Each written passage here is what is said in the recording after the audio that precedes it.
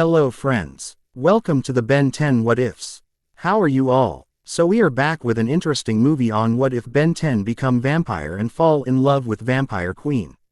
Also be sure to subscribe and like this video. Now let's begin. Chapter 1. Crimson Transformation. Benjamin Tennyson crouched in the shadowed alcove, the familiar W8 of the Omnitrix a comforting presence against his wrist as he studied the ancient stone archway before him. At 23, he'd long outgrown the impulsive teenager who'd stumble headfirst into alien encounters. Experience had taught him patience, a virtue he'd been slow to acquire but now valued above most others. Anything on the energy readings, Rook? Ben whispered into his plumber badge, eyes never leaving the peculiar glyphs etched into the temple walls. They resembled no alien language he'd encountered in his decade as wielder of the Omnitrix. Most unusual, his partner's voice replied through the communicator. The energy signature contains elements similar to anodite mana, but with isotopic variations I cannot identify. It appears to be fluctuating in synchronization with your proximity. Ben frowned, running his fingers through dark brown hair that now fell just past his ears. The abandoned mining facility in northern Romania had been converted into something far more ancient looking inside, a stark contrast to its industrial exterior. The plumbers had detected the energy spike 3 days ago, but what they'd expected to be routine alien tech recovery had CKLY evolved into something far more mysterious. I'm going in closer, Ben decided, moving from his concealed position. Keep the sensors running. If anything changes, I shall alert you immediately, Rook finished. Though I must again register my objection to your proceeding alone. Ben smiled slightly, noted. But if this place reacts to the Omnitrix, better just one of us triggers whatever's waiting inside. His footsteps echoed against stone that shouldn't exist in a structure built in the 1970s. The air grew noticeably cooler as he approached the archway, carrying a metallic tang that reminded him of blood. Years of experience had taught Ben to recognize when something wasn't merely alien, but fundamentally wrong. The archway pulsed with dull crimson light as he approached, the glyphs shifting like living things. Ben paused, his hand hovering over the Omnitrix. The watch itself had begun to emit a soft green glow in response to the arch, tiny arcs of energy dancing across its surface. Ben, the energy readings are increasing exponentially, Rook's concerned voice crackled through the badge. Perhaps we should. The transmission dissolved into static as the archway denly blazed with blinding crimson light. Ben instinctively raised his arm to shield his eyes, inadvertently bringing the Omnitrix closer to the archway. The device responded with its own surge of emerald energy, creating a spectacular collision of green and red light that spiraled around Ben's form. Perfect, Ben muttered, feeling the familiar tingling sensation that preceded a transformation. But this was different, chaotic and uncontrolled. This is going to be one of those days. The Omnitrix faceplate rotated of its own accord, cycling through alien profiles faster than Ben could track. Before stopping on a silhouette he'd never seen before. Before he could react, the transformation began without his activation. Pain lanced through him, unusual for an Omnitrix change. Typically, transformations were instantaneous and painless, his consciousness simply transferring to a new biological form. This felt like being torn apart cell by cell and reconstructed. As the agony peaked, Ben saw something extraordinary. The crimson energy from the archway wasn't just interacting with the Omnitrix, it was being absorbed by it. The alien device's surface flickered with error messages in Galvan script before the transformation engulfed him completely. When the light faded, Ben staggered against the wall, disoriented but still conscious. The familiar post-transformation inventory of new limbs or abilities kicked in automatically, a habit developed over years of sudden changes. His senses assaulted him first. The temple's dim interior now appeared bright as daylight, though cast in shades of red and black. His hearing had sharpened to detect the scurrying of small creatures in the walls and the distant drip of water hundreds of feet away. Most overwhelmingly, sense flooded his awareness: dust, stone, metal, and something rich and coppery that made his throat burn with sudden, intense thirst. What the hell? Ben's voice sounded different, deeper, with a subtle resonance that hadn't been there before. He looked down at his hands, expecting the usual alien appendages. Instead, he saw his own hands, pale as moonlight but still recognizably human. His nails had lengthened slightly into points, and dark veins were visible beneath his skin. He reached up to touch his face and felt elongated canines against his fingertip. "Rook, are you receiving?" Ben tried his badge again, receiving only static in response. "Great. Comms are down, and I've turned into, what exactly?" He approached a polished metal panel on the wall, trying to glimpse his reflection. The face that stared back was his own, but altered in subtle yet disturbing ways. His eyes glowed with an internal crimson light, pupils elongated vertically like a cat's. His skin had the pallor of a corpse, contrasting sharply with his now jet black hair. The transformation had left him recognizable but unmistakably inhuman. "A vampire," Ben whispered incredulously. "The Omnitrix gave me a vampire form." That can't be right. Vampires aren't aliens." Yet the evidence was undeniable. Whatever this transformation was, it mimicked vampire mythology with disturbing accuracy. Ben concentrated, trying to access the Omnitrix's timeout function. Nothing happened. He slapped the transformed symbol on his chest, normally the way to manually trigger reversion. The symbol flickered weakly but remained unchanged. "That's not good." Concern edged into his voice as he tried again, more forcefully. The symbol sparked painfully against his chest but didn't initiate the transformation sequence. "Definitely not good." A low rumble shook the chamber, dust cascading from the ceiling. The archway's crimson light had begun to fade, the glyphs returning to dormancy. Whatever power had triggered this transformation was receding, along with Ben's chance to understand what had happened. Instinct took over. Ben sprinted toward the archway, moving with a speed that blurred his surroundings. He reached out to touch the fading glyphs, desperate for answers. The moment his fingers contacted the stone, visions crashed through his mind, flashes of stars, strange worlds, and creatures that drank life rather than blood. Ancient beings experimenting with the fundamental forces of life and death. A crashed vessel in Earth's distant past.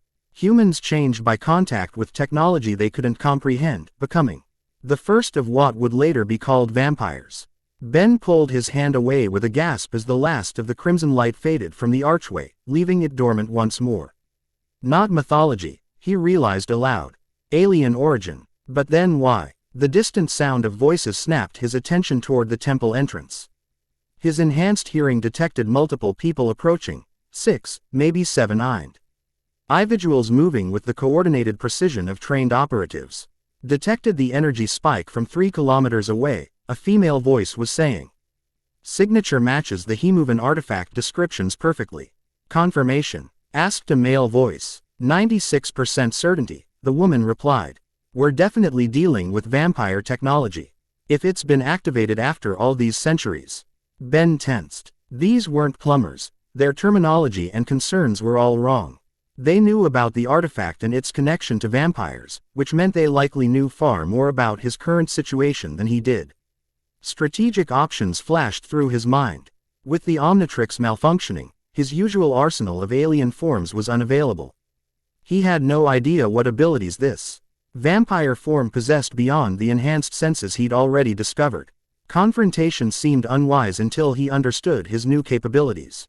Ben retreated deeper into the temple complex, moving with preternatural silence. His new form seemed to instinctively understand how to avoid detection, stepping precisely to avoid loose stones and staying within shadows that somehow felt tangible to his transformed senses.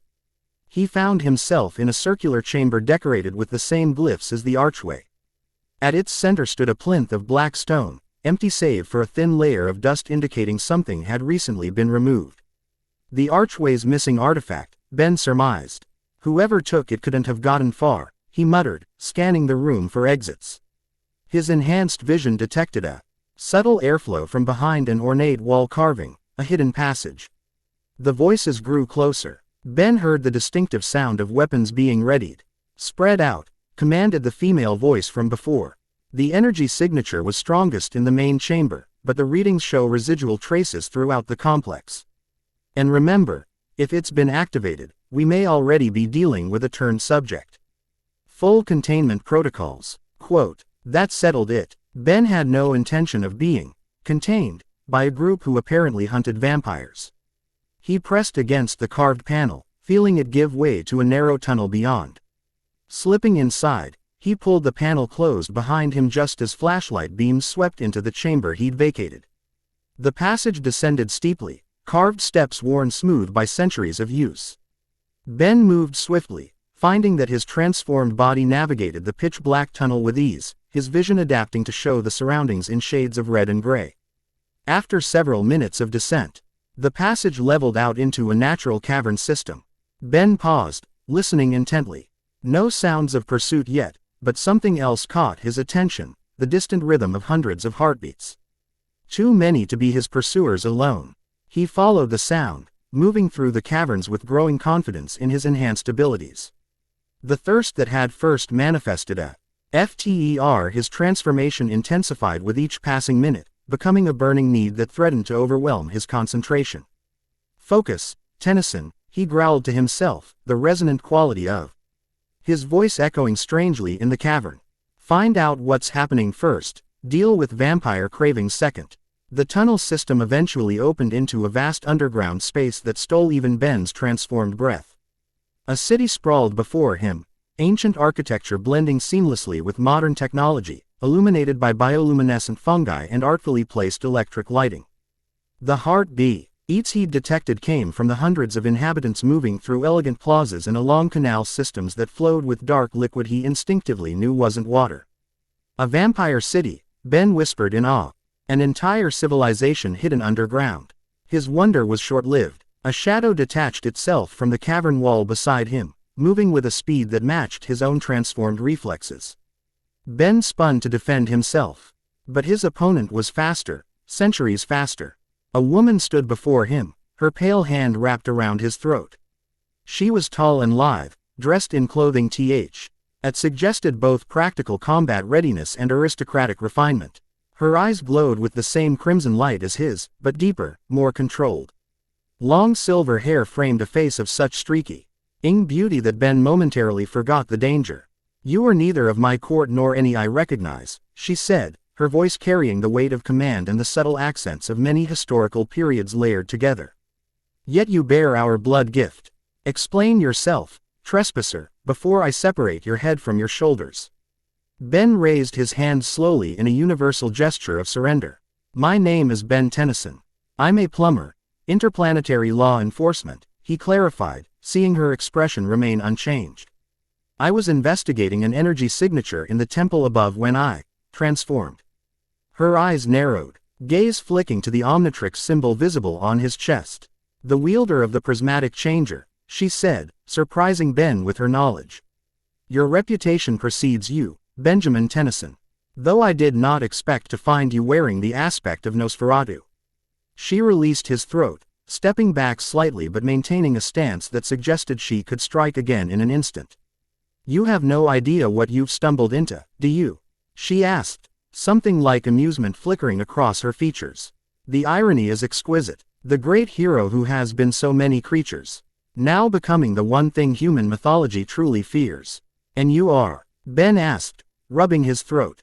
I am Selenea, she replied, drawing herself up with unmistakable regal bearing. Queen of the ancient bloodline, sovereign of the 5 houses, guardian of the Crimson Covenant. And you, Benjamin Tennyson, have violated the sanctity of my realm by activating the Hemovan catalyst. Ben processed this information quickly. The artifact that was on the plinth, that's the Hemovan catalyst. I didn't activate anything intentionally. My device reacted to the archway's energy. Intent matters little in blood magic, Selenea said dismissively. The catalyst has been dormant for millennia, waiting for one with the appropriate genetic potential. Your shape-changing device appears to have provided an unexpected pathway for the transformation. A commotion from the tunnel behind Ben drew both their attentions. Flashlight beams bounced off cavern walls, accompanied by the soft crackle of radio communications. The hunters, Selenea hissed, her expression darkening. They grow bolder with each passing cycle, venturing deeper into our territories. They were tracking the energy signature, Ben explained. They mentioned a turned subject. I'm guessing that's me. Indeed. And they will not hesitate to destroy you, regardless of your intentions or status. She studied him with calculating eyes. You are an unknown variable, Benjamin Tennyson. Under normal circumstances, I would execute you myself for the security of my people. But these are not normal circumstances. I've noticed, Ben replied dryly. Her lips twitched in what might have been the ghost of a smile. The catalyst's activation has implications beyond your transformation. If you truly are connected to it as I suspect, killing you would be premature. I appreciate your restraint, Ben said, unable to entirely suppress his sarcasm despite the situation. The voices and footsteps grew closer. Selenea made a quick decision.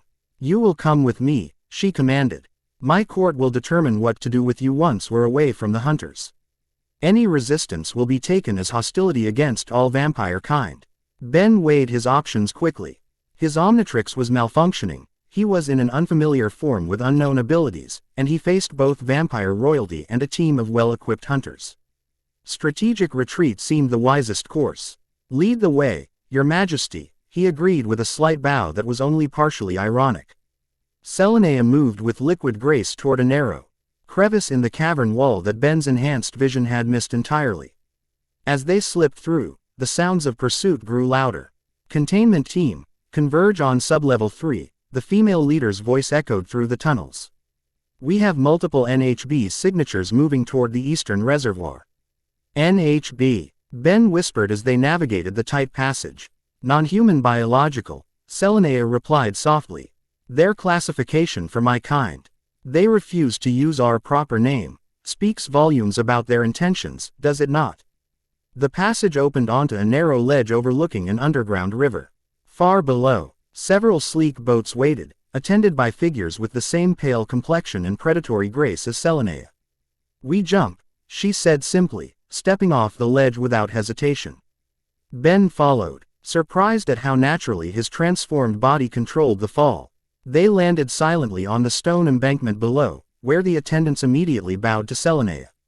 My queen, one addressed her, his eyes widening slightly at the sight of Ben. The court was concerned when you departed so suddenly. Concerns are for lesser houses, Carrion, she replied.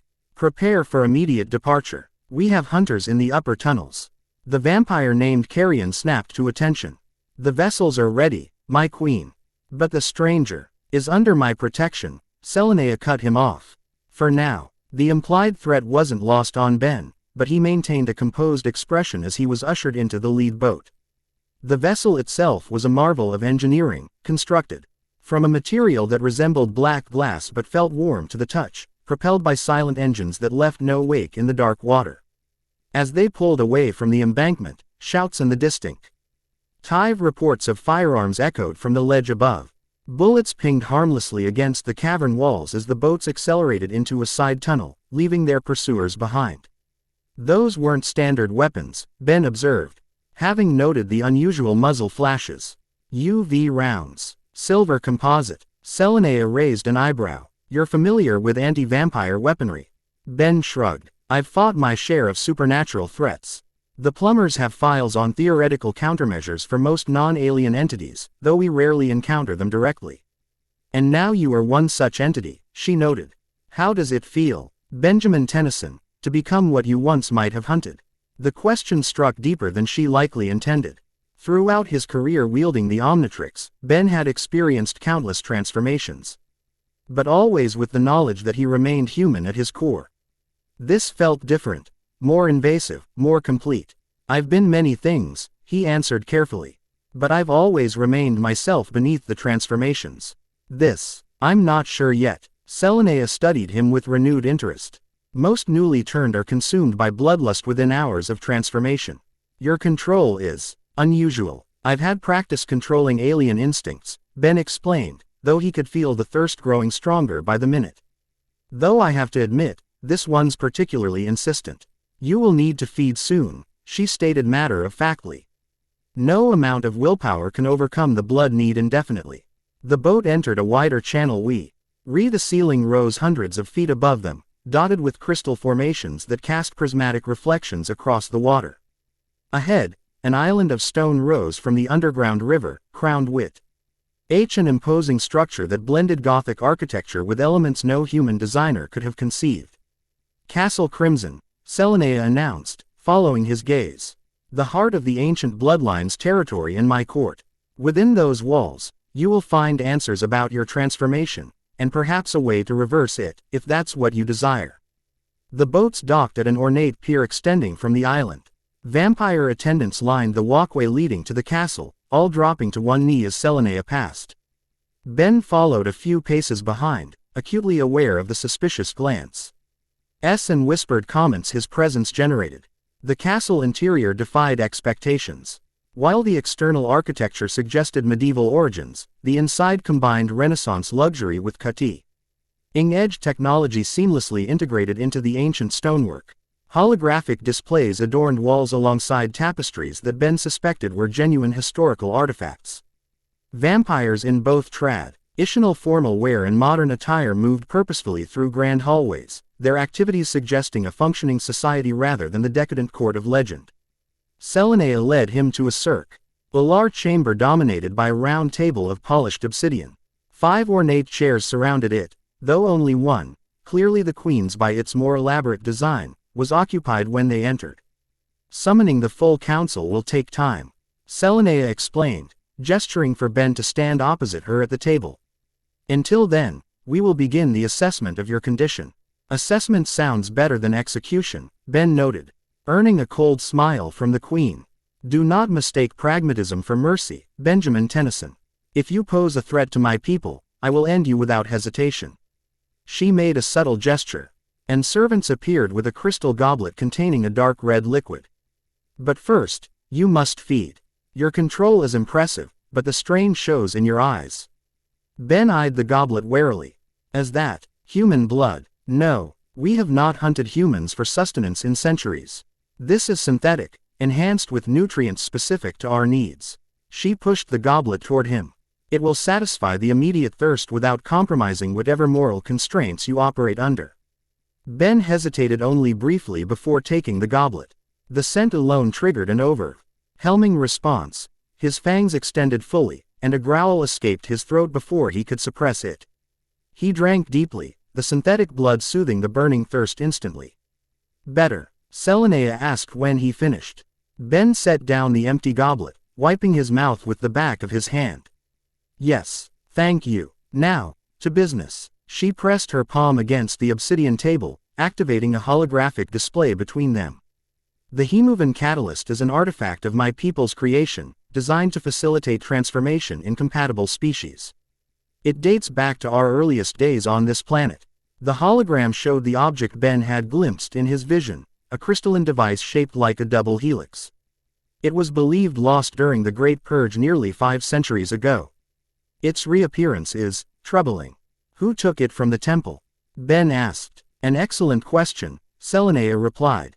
One of many we need answers to. But first, she gestured to his chest. Your device. It has integrated with the vampire transformation rather than simply mimicking it.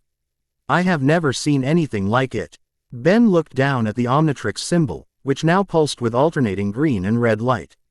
It's malfunctioning. Normally I can transform back to human at will, but something's blocking the process.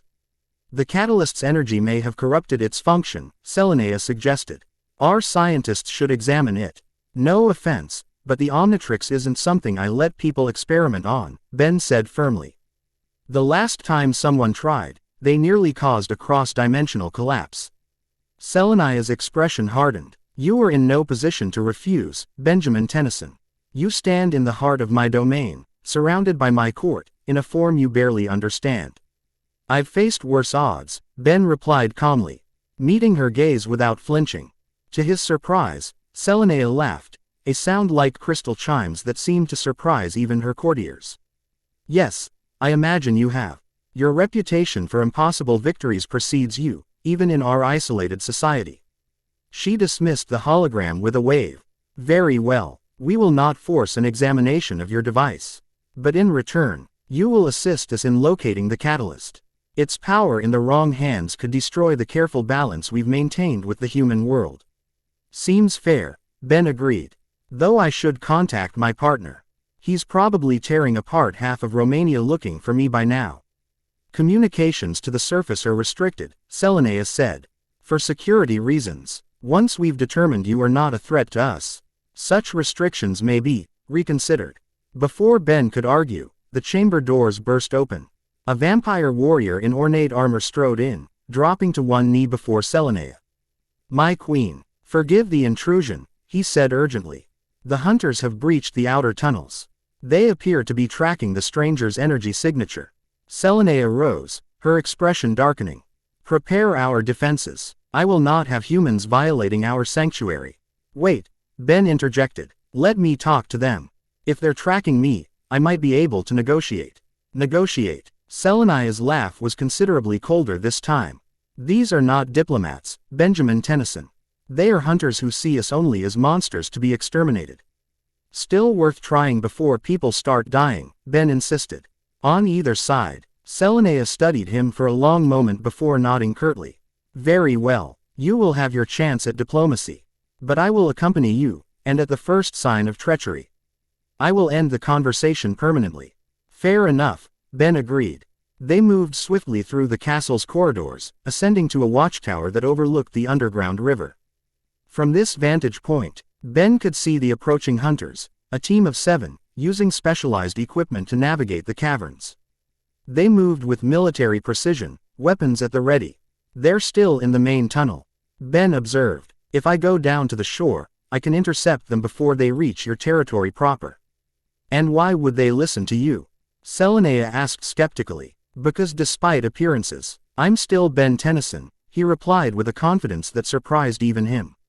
"And that name carries weight." Selenea considered this, then nodded to her guard captain. "Escort him to the North Shore landing.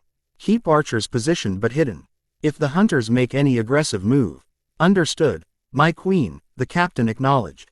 Minutes later, Ben stood on a small stone jetty extending into the underground river, watching as the hunters' boats approached.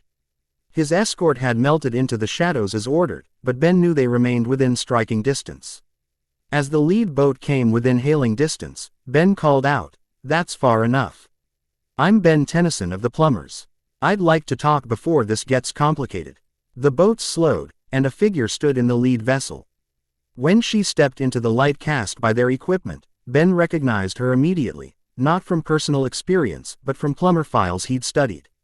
"Lyra Nash," he said, keeping his voice level, "your reputation precedes you." The woman was in her early 30s, with short-cropped dark hair and the hardened expression of someone who'd seen too much darkness. She wore tactical gear that had been specifically modified for hunting supernatural entities, if the unusual components were any indication. "Ben Tennyson," she replied, her voice matching the one he'd heard in the temple. "I'd say the same, but the Ben Tennyson I've heard about doesn't have glowing red eyes and fangs." "Care to explain?" "Long story short, alien artifact interacted with my Omnitrix, resulting in this transformation. It wasn't intentional, and I'm working on reversing it." Lyra's expression remained skeptical. "And your new vampire friends?" "Just helping out of the goodness of their undead hearts. We have mutual interests," Ben replied carefully. "The artifact that transformed me was stolen. They want it back, and I want to use it to fix my condition." "The Hemovan catalyst isn't something to be fixed, Tennyson," Lyra said sharply. "It's a weapon of mass destruction. In the wrong hands, it could turn entire populations into bloodthirsty monsters. We definitely don't want it falling into those wrong hands," Ben reasoned.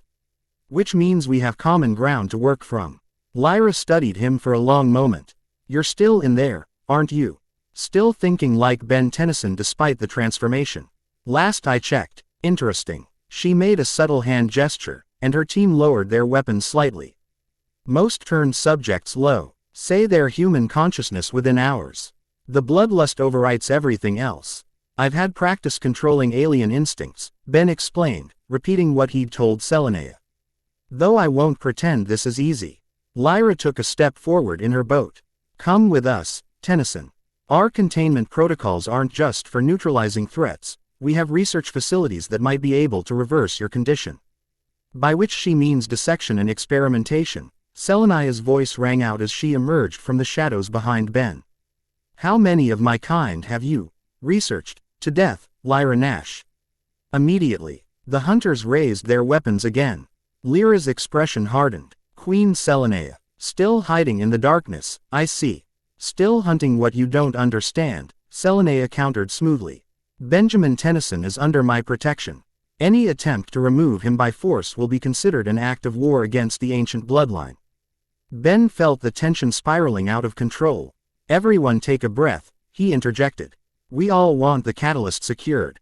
Instead of pointing weapons at each other, maybe we should focus on finding who took it. And why should I trust vampires? Lyra demanded. Because right now, they're not the ones who stole a device capable of turning people into bloodthirsty monsters, Ben pointed out reasonably. Someone else has it, and every minute we spend on this standoff is another minute they get further away. Lyra's jaw tightened, but Ben could see his words had found purchase. Fine. A temporary alliance, strictly lim. ITED to locating and securing the catalyst. Acceptable, Selenea agreed coolly. Though your people will remain outside our territory, Benjamin Tennyson may serve as intermediary. I want regular check-ins, Lyra insisted. Looking at Ben, every 6 hours. If you miss one, we come in full force. Agreed, Ben said before Selenea could object. Now, do you have any leads on who might have taken the catalyst? Lyra hesitated, then nodded to one of her team members, who produced a tablet. We've been tracking unusual energy fluctuations across Eastern Europe for the past month. The pattern suggests someone is gathering components for a larger device, the catalyst being the final piece. Components for what? Ben asked. We're not certain, Lyra admitted. But based on the energy signatures, something designed to amplify and broadcast the catalyst's transformation effect over a wide area. Selenea stiffened beside Ben. A conversion wave, she said, genuine alarm in her voice. It's been attempted before, centuries ago. The results were catastrophic. For humans or vampires? Lyra asked pointedly. For both, Selenea replied grimly. The early conversion attempts readed feral abominations, neither human nor true vampire. They slaughtered indiscriminately until both our kinds united to destroy them. Ben processed this information quickly. So we're looking at someone who wants to trigger mass vampire transformation, but doesn't care that the results will be uncontrolled monsters rather than functioning vampires like your people. Precisely, Selenea confirmed. Only someone with a profound hatred for both humans and vampire kind would attempt such madness. A thought struck Ben. The 5 houses you mentioned earlier, are there any outcasts or splinter factions that might want revenge? Selenea's expression became guarded. There are certain elements that disagree with our peaceful coexistence policy. But none with both the resources and suicidal disregard for consequences this would require.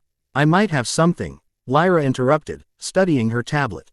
3 of the energy signatures we tracked were traced to properties owned by shell companies linked to Victor Dracul. Dracul? Ben asked, noting how Selenea's posture had suddenly tensed. A pretender, she hissed. He claims descendants from the 3rd house, but was exiled centuries ago for experiments that violated our most sacred laws. We believed him destroyed during the Great Purge. Apparently not, Lyra remarked dryly. Our intelligence suggests he's been operating in the shadows, building a network of human collaborators who believe he'll grant them immortality. Fools, Selenea scoffed. If he has the catalyst and the knowledge to use it, then we need to move quickly. Ben finished. Lyra, can your team track these energy signatures to their source? She nodded. We have the locations of his known facilities. But infiltrating them won't be easy. He employs both human mercenaries and turned vampires loyal to him alone. I'll go, Ben decided. My experience with the Omnitrix gives me an edge in adapting to this vampire form, and if I can get close enough to the catalyst, I might be able to reverse what it did to me. Not alone, Selenea declared, surprising both Ben and Lyra. Dracul is ancient and cunning. You would be walking into his lair with abilities you barely understand. Are you volunteering, Your Majesty?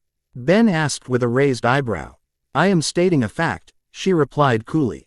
You will need guidance from one who understands both vampire abilities and Dracul's methods. Then send someone who can provide that guidance, Ben suggested. I work better with a partner anyway. Selenea considered this for a moment before nodding. I will assign Carrion to accompany you. He is my most trusted warrior and has faced Dracul's forces before. And our role? Lyra asked, clearly unhappy with the arrangement. Perimeter security and extraction if needed, Ben proposed. Your team has the technology to track the energy signatures and contain the catalyst once we recover it. Lyra looked as though she wanted to argue but ultimately nodded. Agreed. But remember, Tennyson, 6-hour check-ins. And if there's any indication you're losing control to the vampire side, you'll do what you have to, Ben acknowledged. I'd expect nothing less. Quote, the tense negotiation concluded. Lyra's team withdrew to establish their monitoring position, while Ben returned with Selenea to Castle Crimson to prepare for the mission ahead. As they walked, he felt the Queen's evaluating gaze. You handled that surprisingly well, she remarked. Most newcomers to our kind are overwhelmed by the heightened emotions that accompany the transformation. Like I said, practice, Ben replied, though in truth, he could feel the vampire instinct simmering beneath his conscious control. The predatory awareness of every heartbeat around him. The territorial aggression he'd felt when Lyra challenged Selenea, the constant thirst that the synthetic blood had only temporarily abated. Perhaps, Selenea said, unconvinced. Or perhaps there is more to your transformation than even I initially suspected. The catalyst doesn't merely change biology, it awakens potential that already exists within the subject. What are you suggesting? Ben asked warily. Selenea stopped, turning to face him directly. In the castle's ethereal lighting, her ageless beauty took on an almost hypnotic quality that Ben had to consciously resist. I am suggesting, Benjamin Tennyson, that the ease of your adaptation may indicate you were always meant for this transformation. That somewhere in your genetic makeup, the potential for vampire kind already existed. That's impossible, Ben objected. I've had my DNA analyzed more times than I can count. Azimuth himself certified my human baseline when he recalibrated the Omnitrix. Azimuth of the Galvan, Selenea acknowledged. Brilliant, but not omniscient. The markers of vampire compatibility are subtle, easily overlooked if one isn't specifically searching for them. She resumed walking, leading him deeper into the castle complex. Regardless, we have more immediate concerns. Carrion will meet you in the armory to prepare for the infiltration of Dracul's facility. As Hay entered a vast chamber filled with weapons that spanned centuries of development, from ancient swords to what appeared to be energy weapons of non-human design. Ben's transformed senses detected a subtle shift in the air. The scent of fear. Your people are afraid, he observed quietly. Selenea's expression remained impassive, but her eyes betrayed concern. Dracul's return would unsettle any vampire who remembers the chaos of his last attempt at power. And the catalyst, its activation changes everything. How so? The catalyst was created during our earliest days on Earth, when our numbers were few and our understanding of our own nature limited, she explained. It was designed to create more of our kind quickly, to ensure our survival. But as we evolved and developed our society, we discovered the dangers of uncontrolled transformation. She ran her fingers along the hilt of an ancient sword displayed prominently on the wall. The resulting edict restricted transformatio N to only the most carefully selected candidates, after years of preparation. The catalyst was sealed away, deemed too dangerous to use.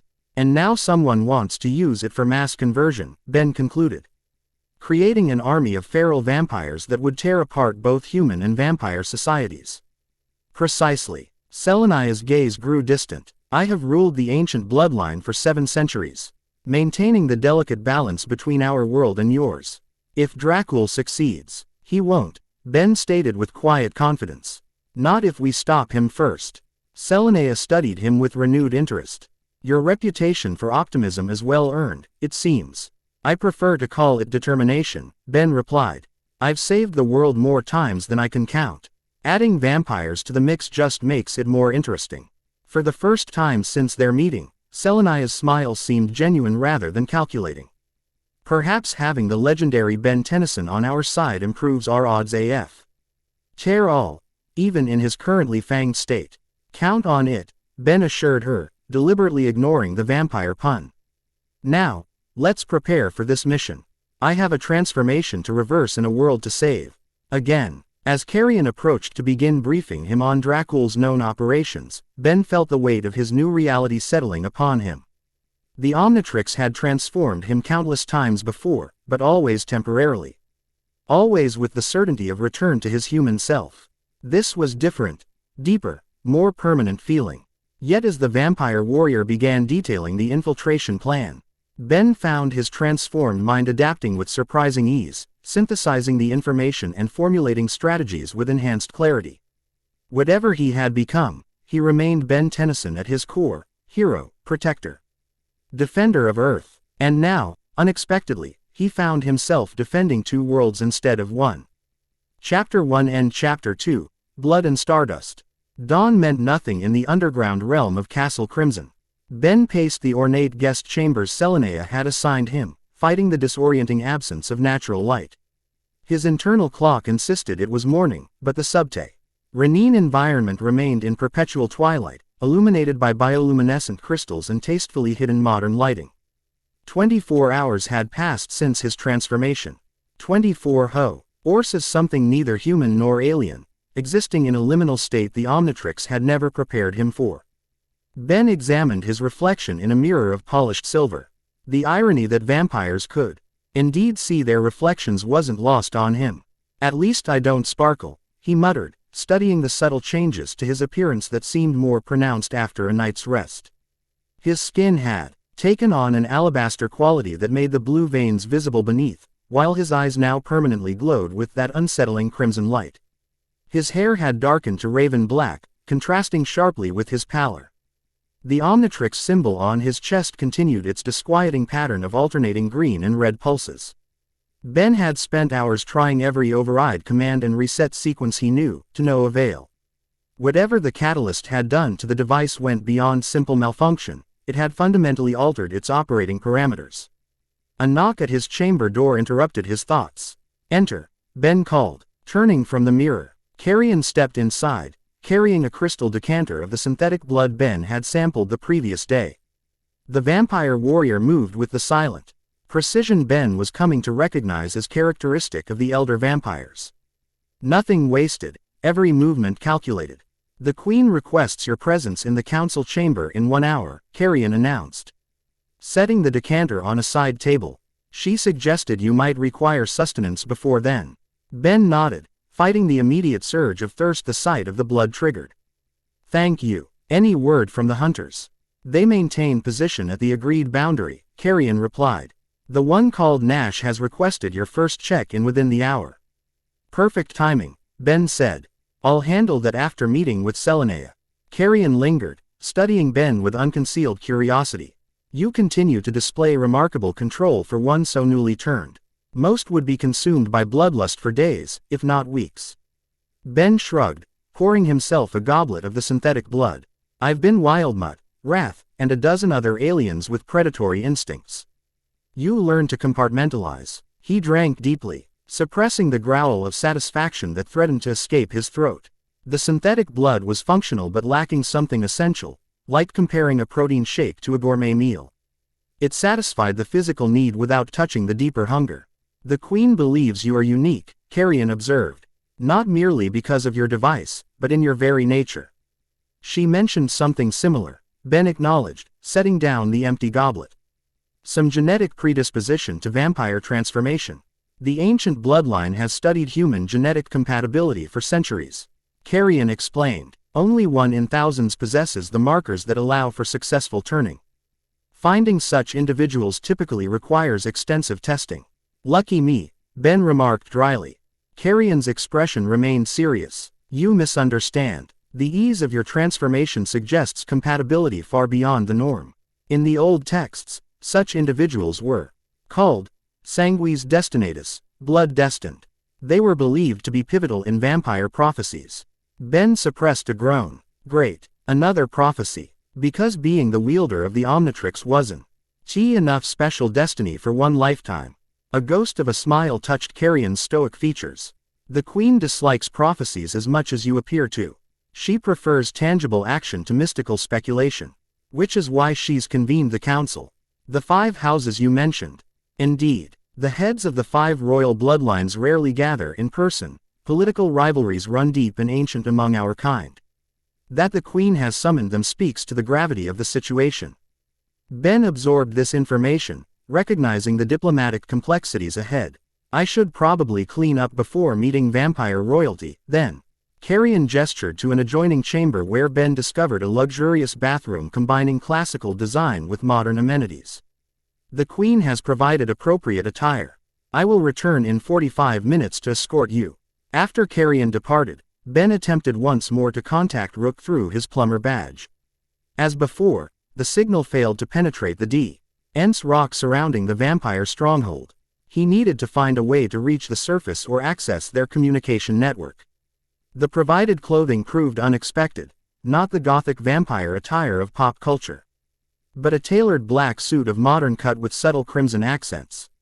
The fabric felt unusually resilient under his fingers, suggesting it was designed for combat functionality despite its formal appearance. Tactical formal wear, Ben mused as he dressed. Practical. Precisely 45 minutes later, Carrion returned to escort him through Castle Crimson's labyrinthine corridors. Ben mapped their route mentally, noting defensible positions and exit paths out of long-established habit. The castle's design revealed itself as a masterpiece of security, beautiful but fundamentally a fortress. They passed numerous vampires who regarded Ben with varying degrees of curiosity, suspicion, and in some cases, outright hostility. His enhanced hearing caught whispered conversations in his wake. Omnitrix wielder, Queen's new pet human, catalyst activation after all this time. Prophecy fulfilled. Carrion led him to an imposing set of doors guarded by vampires in ceremonial armor.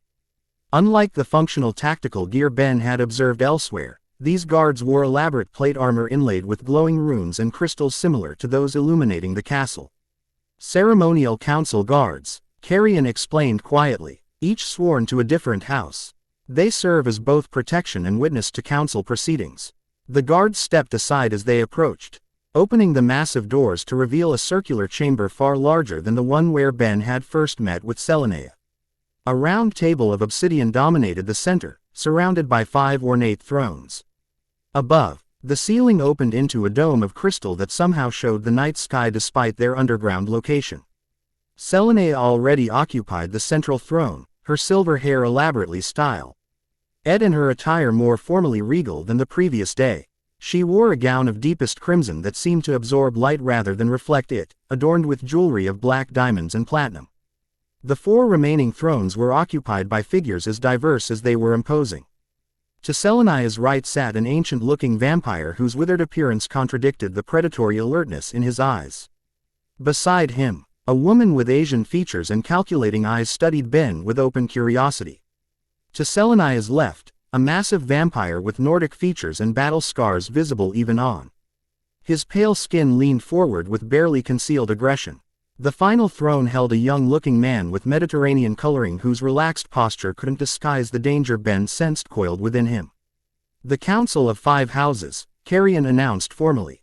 Her Majesty Queen Selenea of the ancient bloodline, Lord Ambrose of House Corvidae, Lady Miyako of House Kuroi, Lord Thorvald of House Bloodfang, and Lord Damien of House Noctis.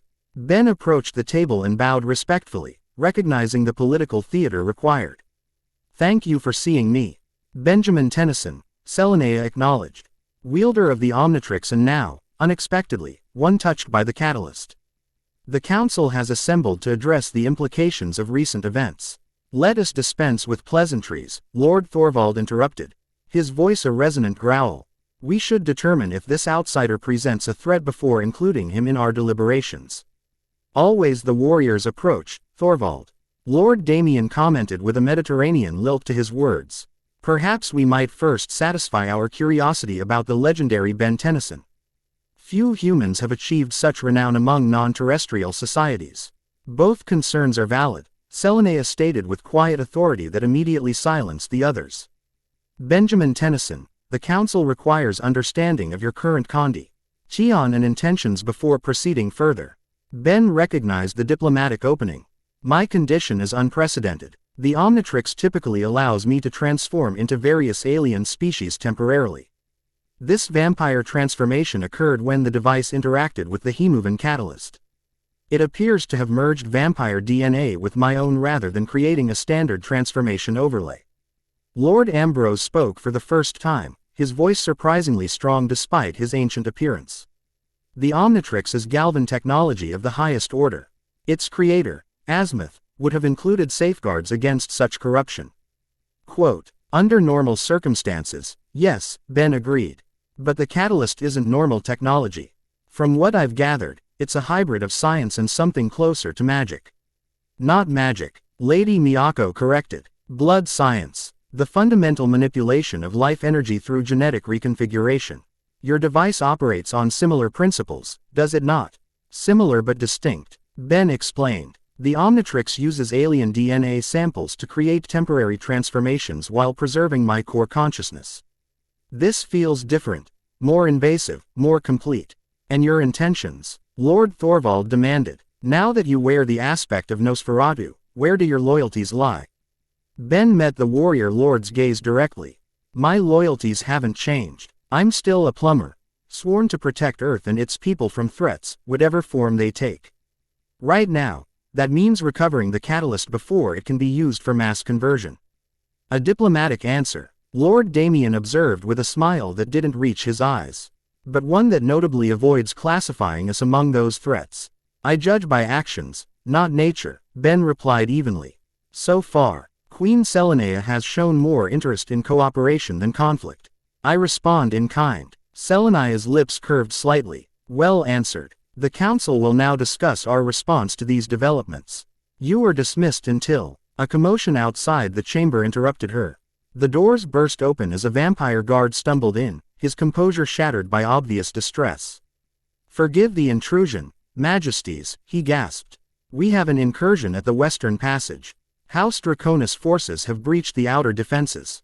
The council members rose as one, all political maneuvering forgotten in the face of immediate threat. Dracul moves quickly, Selenea observed, her voice hardening. He seeks to strike while our attention is divided. Or he comes for the catalyst's activator, Lady Miyako suggested, glancing at Ben. Either way, we must respond, Lord Thorvald declared, already summoning his personal guards with a gesture. Ben stepped forward. Let me help. If Dracul is behind my transformation, I have as much stake in this fight as anyone.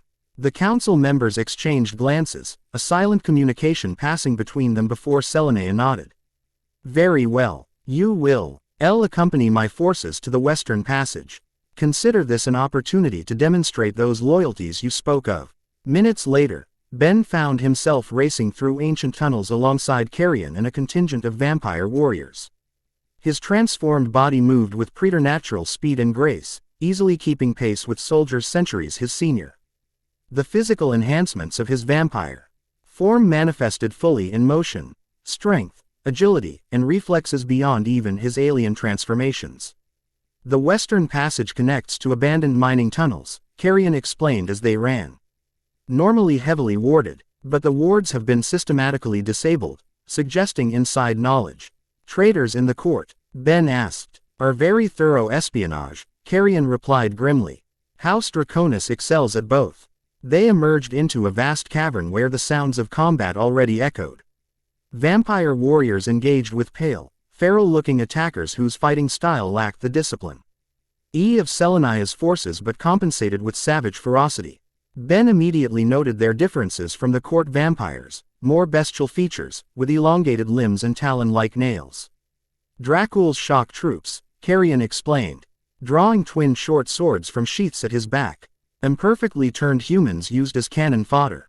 Ben analyzed the tactical situation quickly. Selenea's force maintained disciplined defensive positions around key tunnel entrances, but the attackers' numbers threatened to overwhelm them through sheer attrition. They're testing the defenses, Ben observed, probing for weaknesses rather than committing to a full assault. Agreed, Carrion nodded. Standard Draconis tactics. The real threat will come once they identify a vulnerability. Ben considered his options. Without access to his alien transformations, he needed to rely on his new vampire abilities he barely understood. But adaptation had always been his strength. I need to get a better view of the battlefield, he decided. Is there a way up there? He pointed to a ledge overlooking the cavern. Carrion glanced upward. The ascent is sheer. Even for our kind, it would be challenging. Ben studied the rock face, his enhanced vision detecting handholds invisible to human eyes. I'll manage. Coordinate your forces to reinforce the southern tunnel entrance. It's their most likely target based on their movement patterns. Without waiting for a response, Ben launched himself at the cavern wall, his body instinctively finding purchase on the seemingly smooth stone. He climbed with startling speed, fingers and toes digging into microscopic crevices with inhuman strength. Reaching the ledge, he gained a comprehensive view of the battlefield below. From this vantage point, the attacker's strategy became clear. What had appeared as chaotic skirmishes from ground level revealed itself as a coordinated effort to draw defenders away from a specific section of the cavern wall. Several attackers were placing devices against the rock face, explosives, Ben realized. Without hesitation, Ben leapt from the ledge, his body arcing through the air with calculated precision. He landed directly in the midst of the demolition team, the impact creating a small crater in the stone floor. The shock troops turned toward him with snarls of surprise. "Sorry to drop in uninvited," Ben quipped, falling into a combat stance. "But I'm pretty sure those are against castle regulations." The nearest attacker lunged with inhuman speed, claws extended toward Ben's throat. To Ben's surprise, his body reacted automatically, not with the trained combat moves he'd developed over years as a plumber, but with predatory instinct that felt simultaneously alien and natural. He sidestepped the attack with fluid grace and countered with a strike that sent the attacker flying into the cavern wall. 4 more converged on him simultaneously. Ben moved in a blur, his transformed physiology, granting him combat capabilities that matched his most powerful alien forms. Each movement flowed into the next with lethal efficiency, his body seemingly knowing exactly how to fight in this new form. One attacker managed to rake claws across Ben's arm, drawing blood. The injury triggered something primal in Ben's transformed consciousness, a surge of rage and predatory focus that threatened to overwhelm his control. For a terrifying moment, he felt himself slipping toward something feral and inhuman, a red haze descending over his vision. "Tennyson." Carrion's voice cut through the bloodlust. "The devices." The warning snapped Ben back to himself. He spotted the timer on the nearest explosive, 30 seconds remaining. Moving with vampire speed, he tore the device from the wall and examined it quickly. The design was sophisticated but recognizable, a plasma core demolition charge, capable of bringing down the entire section of cavern. "Everyone back," Ben shouted, his voice carrying the resonant command he'd noticed in Selenia's speech. To his surprise, both Selenia's forces and several of the attackers responded instinctively to the authority in his tone. 20 seconds. No time to disarm it properly. Ben gathered all 4 devices, clutching them to his chest as he sprinted toward a narrow side tunnel. 15 seconds. "Tennyson, stop," Carrion called after him. "That tunnel is a dead end." 10 seconds. Ben ignored the warning, his enhanced speed carrying him deep into the tunnel in seconds. His vampire vision revealed what human eyes would miss, a thin fissure in the ceiling, barely wide enough for a body to pass through. 5 seconds. He leapt upward, squeezing through the fissure into a vertical shaft that extended upward into darkness. Using his free hand and feet to brace against the shaft walls, he climbed with desperate speed. 3 seconds. The shaft widened into a small natural chamber filled with crystal formations. 2 seconds. Ben hurled T devices into the center of the crystal cluster and threw himself backward into the shaft. 1 second. He pulled the shaft opening closed above him, a natural stone slab that would help contain the blast. The explosion rocked the entire tunnel system, but the crystalline chamber absorbed the worst of it. The superheated plasma core ignited the crystals, creating a spectacular chain reaction. Hat channeled the energy upward rather than outward. Ben felt the heat wash over him, singing his clothing and hair, but his vampire physiology endured punishment that would have killed his human form instantly. When the rumbling subsided, Ben climbed back down the shaft to find Carrion and a squad of warriors waiting at the tunnel entrance, weapons ready.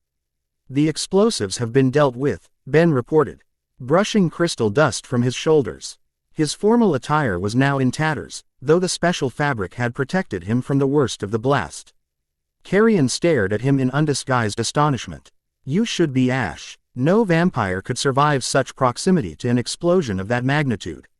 Ben shrugged. "I've survived worse." "What's the situation with the attackers?" "Retreating," Carrion replied, still studying Ben with new eyes. "Your actions disrupted their strategy. Without the explosives to create a larger breach, they lost their advantage. They returned to the Mai." N cavern to find the skirmish concluding. Selenia's forces had captured several of the attackers, while the rest had fled back through the tunnels they'd breached. Casualties appeared minimal on the defenders' side, a testament to their superior training and discipline. Selenia herself had arrived with reinforcements, her regal composure undisturbed by the combat around her. She approached Ben, taking in his battle-worn appearance with a raised eyebrow. "You've seen better days, Benjamin Tennyson," she observed dryly. "Occupational hazard," Ben replied with a slight smile. "The explosives are neutralized, though I can't recommend crystal mining in the upper chamber anytime soon." "Your intervention was impressive," Selenia acknowledged, "particularly for one so new to our abilities." Before Ben could respond, a commotion near the captured prisoners drew their attention. One of the shock troops had begun convulsing violently, his body contorting as his features transformed before their eyes. The already bestial appearance deteriorated further, skin cracking to reveal pulsing red tissue beneath, eyes bulging and then dissolving into pools of crimson fluid, fangs elongating until they protruded grotesquely from a jaw that unhinged like a snake's.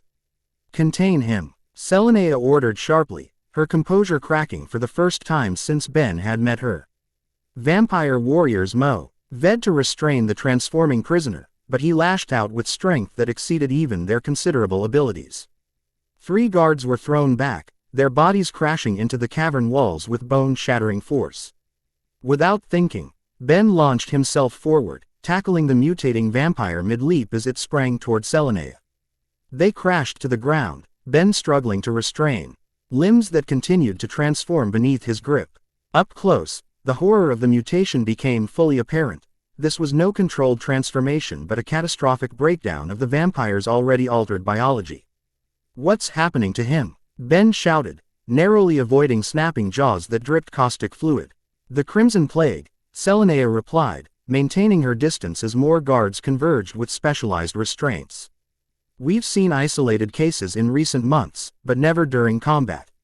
The creature, Ben could no longer think of it as a vampire or even humanoid, let out a shriek that pierced his enhanced hearing like physical pain. Its strength continued to increase as the transformation progressed, nearly breaking Ben's hold. "If you have containment protocols, now would be the time," Ben grunted, feeling his own vampire instincts rising in response to the threat, a dangerous loss of control he couldn't afford. Carrion appeared beside them, driving a specialized injector into the creature's neck. The effect was immediate. The convulsions slowed, and the monstrous form gradually grew still, though the physical mutations remained. "Specialized neurotoxin, Carrion," explained as additional guards secured the incapacitated creature with reinforced restraints. "It will maintain stasis temporarily, but we have no permanent solution for advanced cases."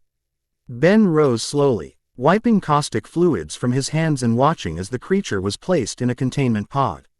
"That's the Crimson Plague you mentioned. I thought it was just a disease, not whatever this is." "It begins as a disease," Selenia explained, studying the contained creature with clinical detachment that didn't quite mask her concern. "A blood-borne infection that causes increased aggression and deterioration of cognitive functions. This final stage, what we call the frenzy, was previously rare, occurring only in the most advanced cases."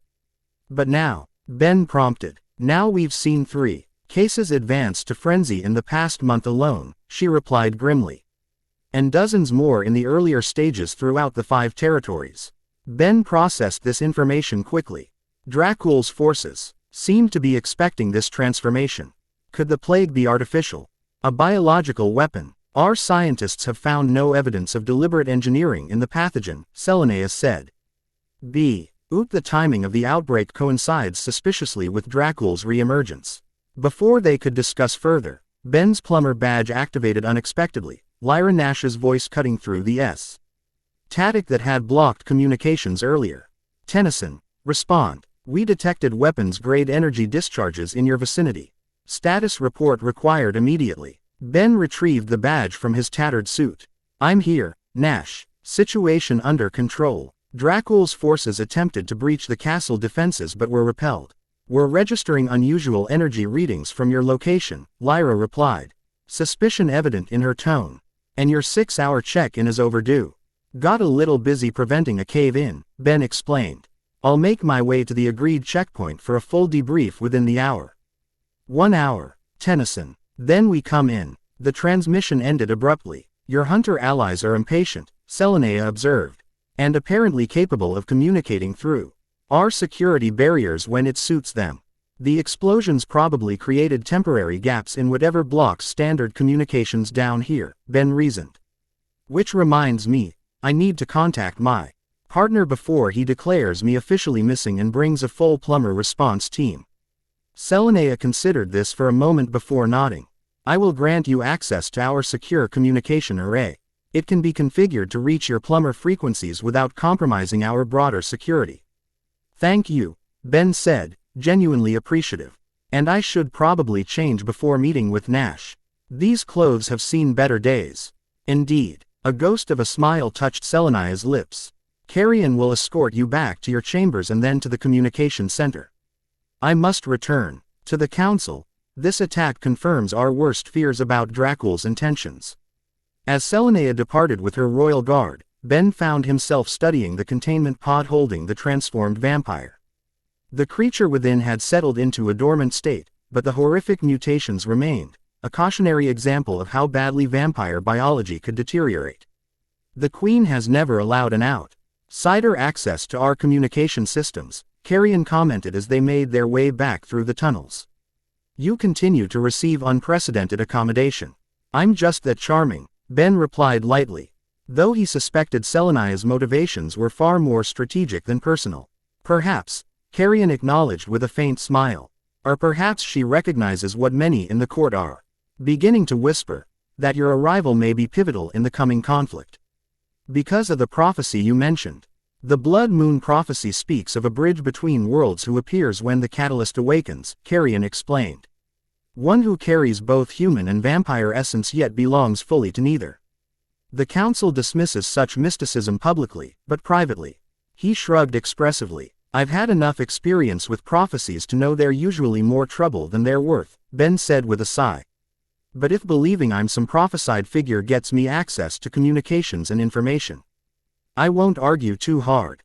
Back in his chambers, Ben found fresh clothing laid out, more practical attire this time, consisting of reinforced tactical gear similar to what Selenea's elite guards wore, but with subtle modifications to accommodate his preferences. The fabric incorporated the same damage-resistant properties as the formal wear, with additional flexibility for combat. After changing and consuming more synthetic blood to replenish his energy after the battle, Ben followed Carrion to a section of the castle he hadn't seen before. The architecture transite, one from Gothic elegance to something more modernist, with clean lines and minimalist design that wouldn't look out of place in a high-tech corporate headquarters. Our technology division, Carrion explained, noting Ben's surprise. Contrary to human mythology, we've kept pace with technological development over the centuries. In some areas, we've advanced beyond current human capabilities. E-Communication Center proved this claim convincingly. The equipment combined recognizable Earth technology with components Ben had only seen in advanced alien installations. Vampire technicians work at holographic interfaces that displayed data in three-dimensional projections around them. Impressive, Ben acknowledged, though I'm curious why a civilization with this level of technology chooses to remain hidden. Necessity rather than preference, Carrion replied as a technician configured a communication station for Ben's use. Human history demonstrates what happens to societies perceived as other. Our numbers have never been sufficient to survive open conflict with humanity. The statement carried no resentment, merely pragmatic acceptance of historical reality.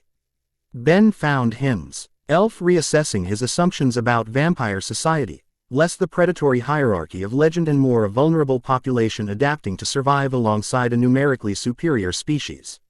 Your communication link is established, the technician announced. Configured to plumber emergency frequency Alpha 9. The signal is scrambled to prevent tracking back to this location. Thank you, Ben said, accepting the offered headset. The technician withdrew to give him privacy, though Carrion remained nearby, clearly under orders to monitor the conversation. Ben activated the link. Plumber Emergency Channel Alpha 9. This is Ben Tennyson requesting secure connection to partner Rook Blanco, Authentication code Tennyson Echo 710. After a moment of static, Rook's voice responded, tense with concern. Ben, your signal disappeared 36 hours ago. I have been searching the temple complex and surrounding area without success. I'm okay, Rook, Ben assured him. But the situation's complicated. The energy signature we detected was from an artifact called the Hemovan Catalyst. It interacted with the Omnitrix and triggered a transformation I can't reverse. What manner of transformation? Rook asked, professional concern evident in his tone. Ben hesitated, aware of Carrion listening nearby. Let's just say I've developed a sensitivity to sunlight and a liquid diet. The Omnitrix symbol is still present but malfunctioning, alternating green and red pulses. Rook, ever perceptive, immediately grasped the implication. I see. And your current location? I'm with the local population affected by similar conditions, Ben explained carefully. They're helping me understand what's happened while I work on reversing it. But there's a complication. The artifact that triggered this was stolen from the temple before I arrived. Someone named Dracul has it, and he may be planning to use it on a much larger scale. That would be catastrophic, Rook observed. I request additional plumber support. Not yet, Ben decided. We're dealing with a hidden society that values their secrecy. A full plumber response might do more harm than good right now.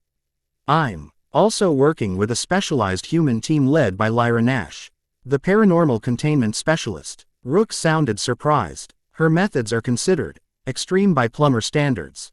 She's our best link to tracking Dracul's operation, Ben explained. For now, maintain position but don't call in reinforcements.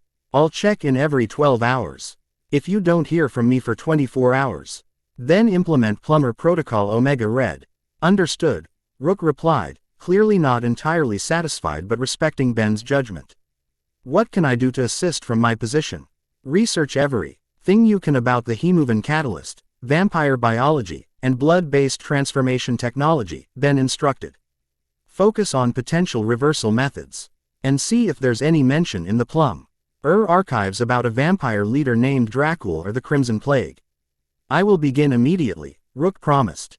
Ben, be careful. Transformation experiences can affect judgment and personality, particularly those involving predatory species. I know, Ben acknowledged soberly.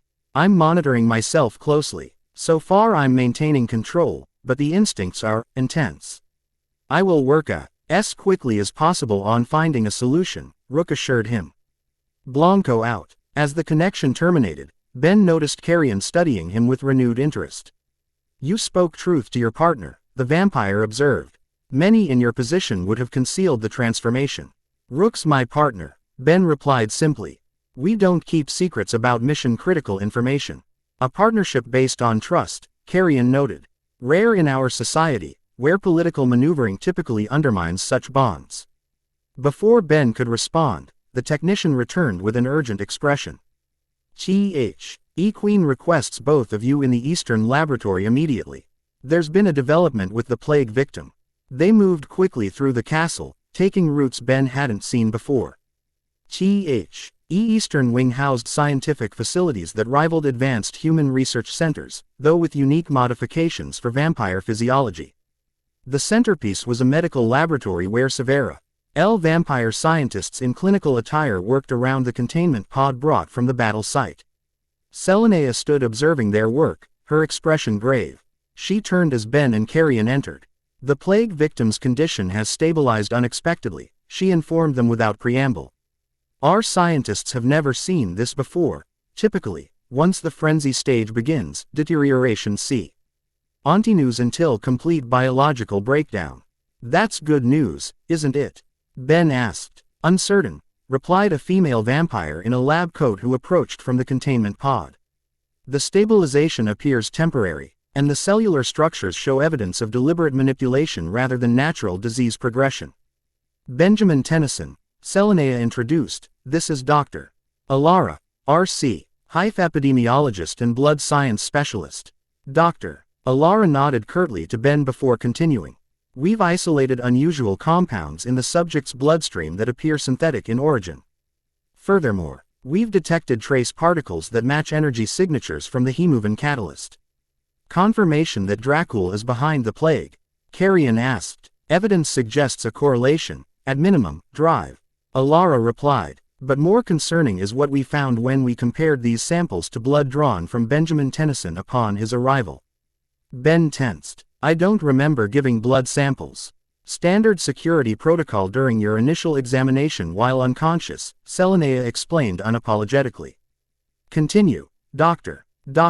Alara activated a holographic display showing microscopic comparisons of two blood samples. The left is from our plague victim in pre-frenzy state. The right is Tennyson's. Note the structural similarities in how the vampire genetic markers have integrated with the host DNA. But observe the critical difference. She magnified a specific section where glowing particles clustered around DNA strands. The plague victim shows degradation at the cellular fusion points, essentially. The vampire transformation is breaking down. But in Tennyson's sample, we see perfect integration, with the Omnitrix energy signature appearing to stabilize the fusion. Ben studied the display, translating the technical details into practical implications. So the Omnitrix is preventing me from developing the plague, even though I was exposed to the same catalyst energy. Precisely. Drive. Alara confirmed. Your transformation appears to be the stable version of what Dracul is attempting to replicate on a larger scale. His subjects develop the plague because say they lack your device's stabilizing influence. The implications hit Ben instantly. He needs me, or more specifically, he needs the Omnitrix, to perfect his conversion process. A logical conclusion, Selenea agreed grimly. Which explains today's attack, not merely a test of our defenses, but an attempt to capture you. That complicates things, Ben said, mind racing through strategic adjustments. If Dracul believes he needs me to perfect his plan, he'll keep coming. And each attack puts your people at risk. We have defended ourselves for centuries, Selenea replied coolly. My concern is the broader implication. If Dracul could perfect a stable conversion process using the catalyst, mass transformation without the plague side effects, Ben finished. Creating an army of true vampires rather than diseased shock troops. The balance between our world and humanity's would be shattered, Carrion added. Centuries of careful coexistence undone in days. A new voice joy. Ned the conversation.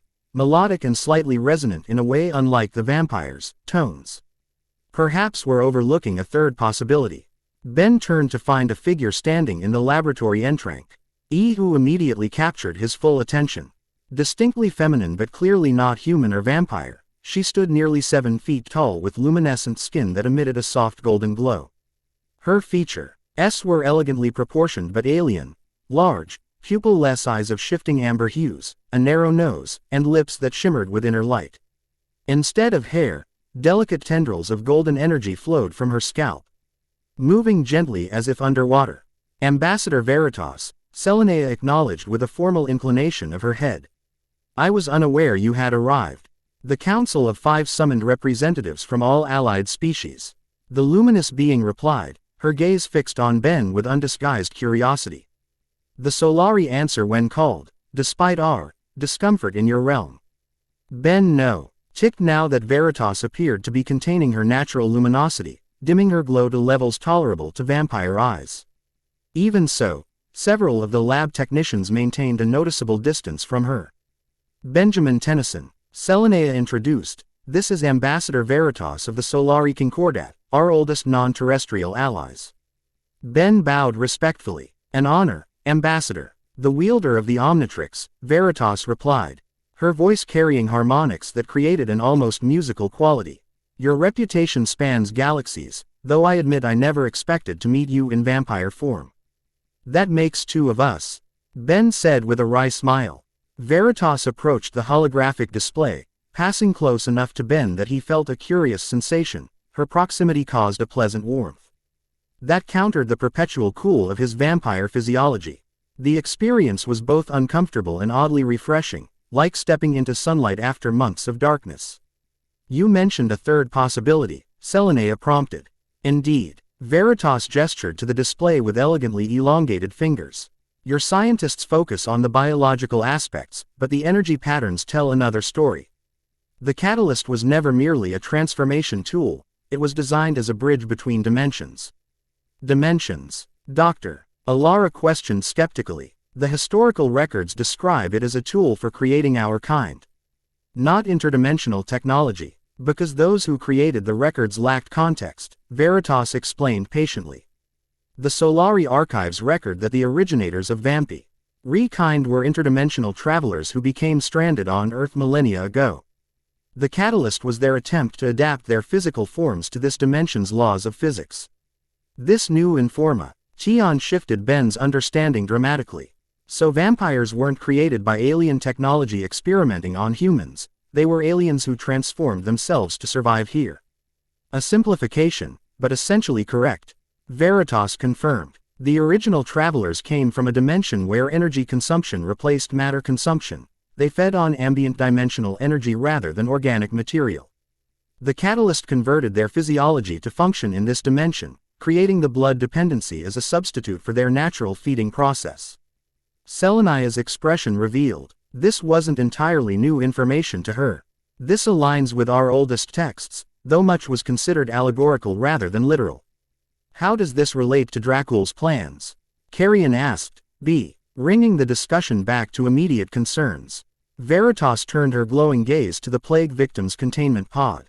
If my theory is correct, Dracul isn't merely trying to create more vampires. He's attempting to complete the original traveler's work. The plague isn't a side effect, it's a transitional phase towards something else entirely. Transitioning to what? Ben asked, though he suspected the answer would be nothing good. The original travelers sought to maintain a connection to their home dimension while adapting to this one, Veritas explained. They ultimately abandoned the attempt as too dangerous, settling for stable vampire physiology instead. If Dracul has rediscovered their research and combined it with the catalyst, he could be trying to create a permanent bridge between dimensions, Ben concluded. Using transformed humans as living conduits, with catastrophic consequences for both dimensions, Veritas confirmed solemnly. The plague symptoms, the physical degradation, the increasing aggression, these are consistent with interdimensional exposure without proper stabilization. The implications were staggering. What had seemed a threat to human vampire coexistence now expanded to potentially universe-threatening proportions. Ben felt the familiar weight of cosmic responsibility settling on his shoulders, a weight he'd carried since finding the Omnitrix at age 10. If this theory is correct, the Omnitrix might be the key after all, Ben reasoned aloud. Not just for stabilizing the transformation, but for controlling the dimensional aspects. It's designed to safely manage alien DNA integration, including species from different dimensional planes. Which makes you exponentially more valuable to Dracul, Selenaya observed grimly. And more dangerous if captured. Then we need to take the offensive, Ben decided. Find Dracul before he makes another attempt. Lyra Nash's team has tracking capabilities and intelligence on his known facilities. Combined with your knowledge of vampire weaknesses and Veritas's understanding of the dimensional aspects. A3 faction alliance, Selenaya considered thoughtfully. Unprecedented, but these are unprecedented times. I will consult with the Solari Conclave, Veritas offered. Our light manipulation technology could prove effective against both Dracul's forces and any interdimensional energies they attempt to harness. Quote, Ben noted the subtle tension between Veritas and the vampires, natural given their opposing natures, but also a foundation of mutual respect that suggested long-time, if complicated, allies. I should meet with Nash, Ben said, checking the time. Share what we've learned and coordinate our approach. Carrion will escort you to the surface checkpoint, Selenaya decided. Ambassador Veritas, I would value your insights on our defensive preparations, given this new dimensional context. As the meeting disbanded, Ben found Veritas falling into step beside him as he and Carrion headed toward the castle's upper levels. Her luminous presence drew curious and sometimes wary glances from passing vampires. You've adapted remarkably well to vampire physiology, she observed. Most transformed beings struggle significantly with the psychological transition. I've been everything from a crystalline giant to a four-armed warrior, Ben replied with a slight smile. You develop a flexible self-image. Nevertheless, the vampire transformation touches deeper aspects of consciousness than most physical changes, Veritas noted. The predatory instincts, the heightened emotional states. These challenge fundamental human nature. Ben couldn't deny the truth in her observation.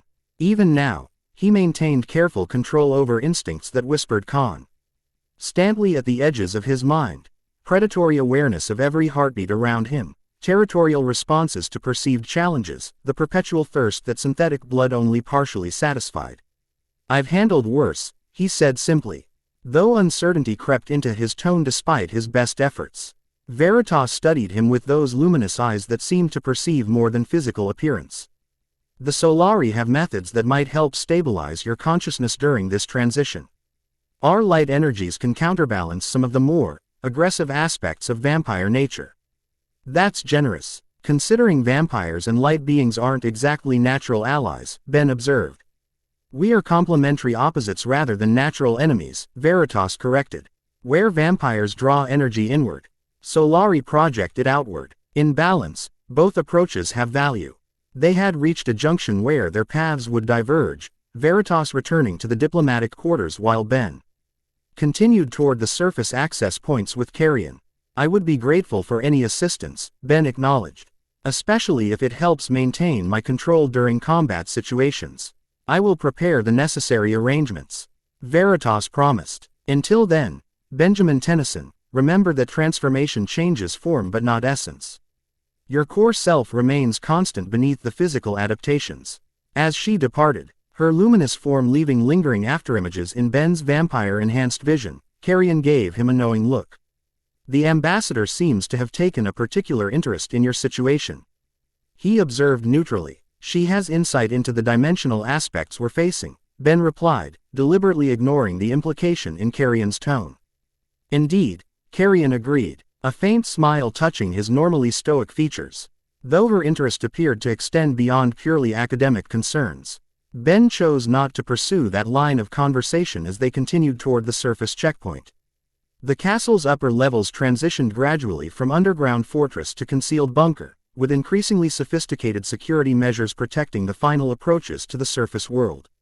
"Our agreement with the hunters specified a neutral meeting point 300 meters from the main access shaft," Carrion explained as they reached a security station staff fed by vampire guards in modern tactical gear. "We've secured the area, but maintain awareness. Nash's reputation suggests she rarely operates without contingency plans." "Noted," Ben acknowledged, accepting a communications device from one of the guards. "This will work on the surface. Limited range but secure," the guard confirmed. "Encoded to our frequencies. The Queen wishes to be informed immediately of any significant developments." Ben nodded, recognizing the implicit order within the statement. Despite their cooperation, Selenea was ensuring he remained connected to her command's structure, a subtle reminder of his position as ally rather than independent agent. The final ascent to the surface took them through a series of airlocks and scanner checkpoints that would have impressed military installations. Vampires might favor Gothic aesthetics in their living quarters, but their security systems were cutting edge. "Daylight protocols in effect," announced an automated system as they approached the final checkpoint.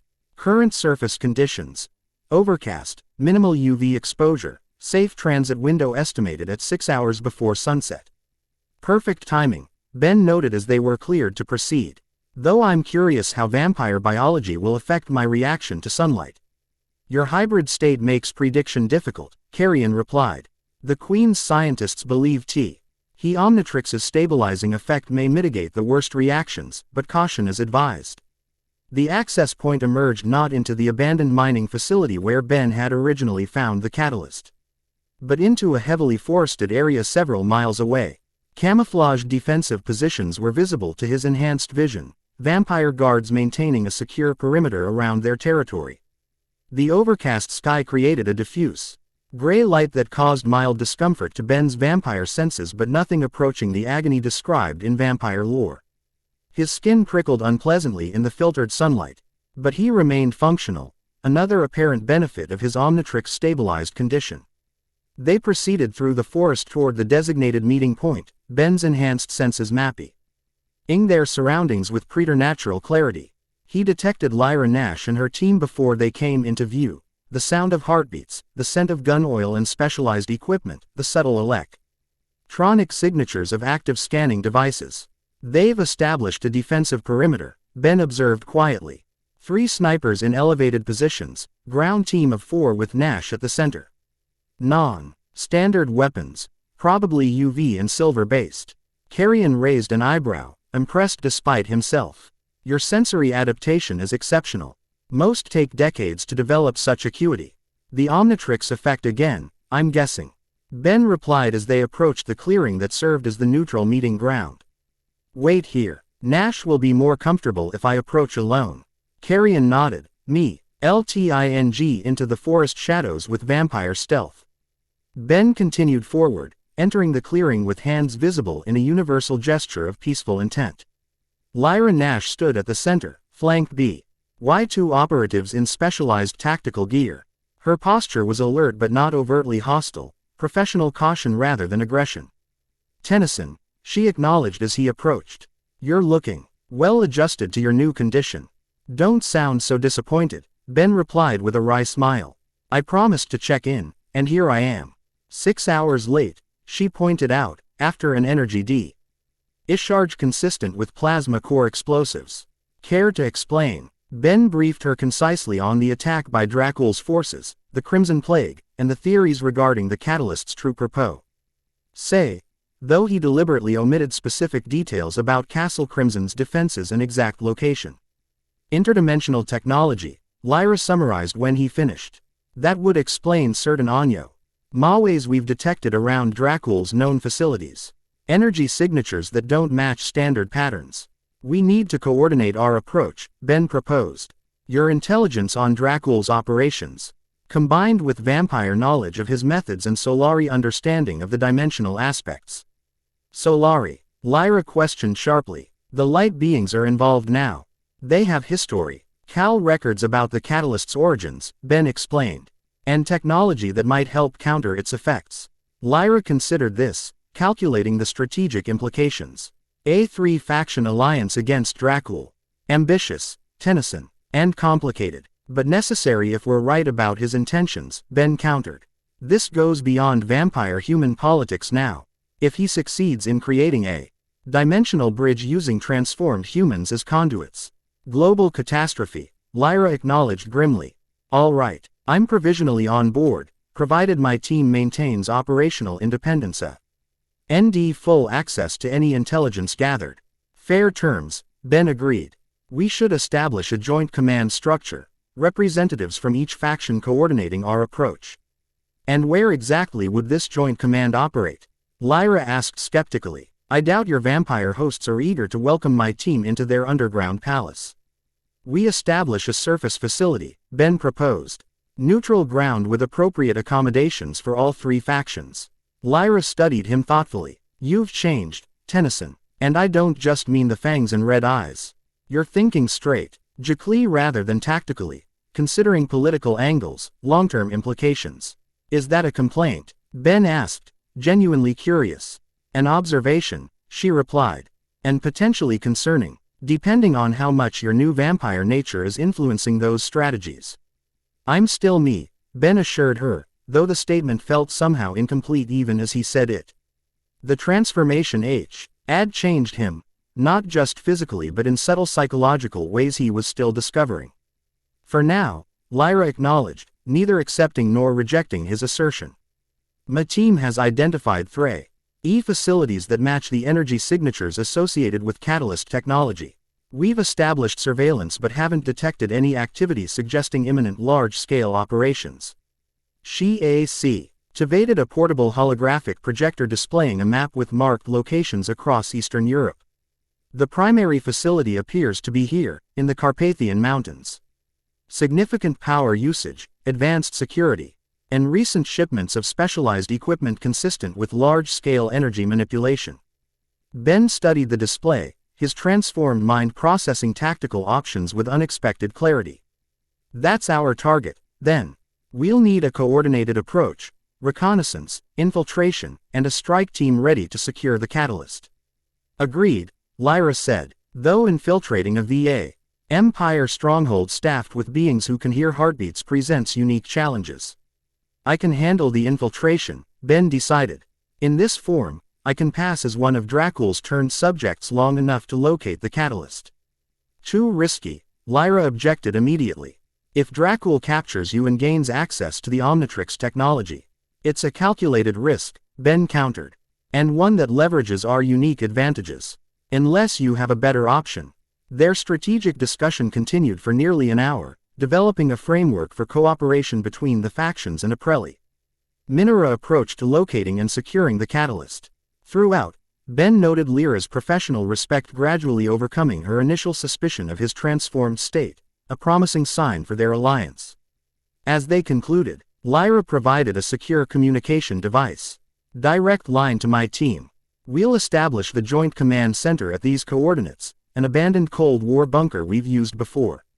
Appropriate modifications for vampire and Solari physiology will be in place within 24 hours. I'll inform Selenea and Veritas, Ben agreed, accepting the device. We should move quickly. Dracul's attack suggests his plans are advancing.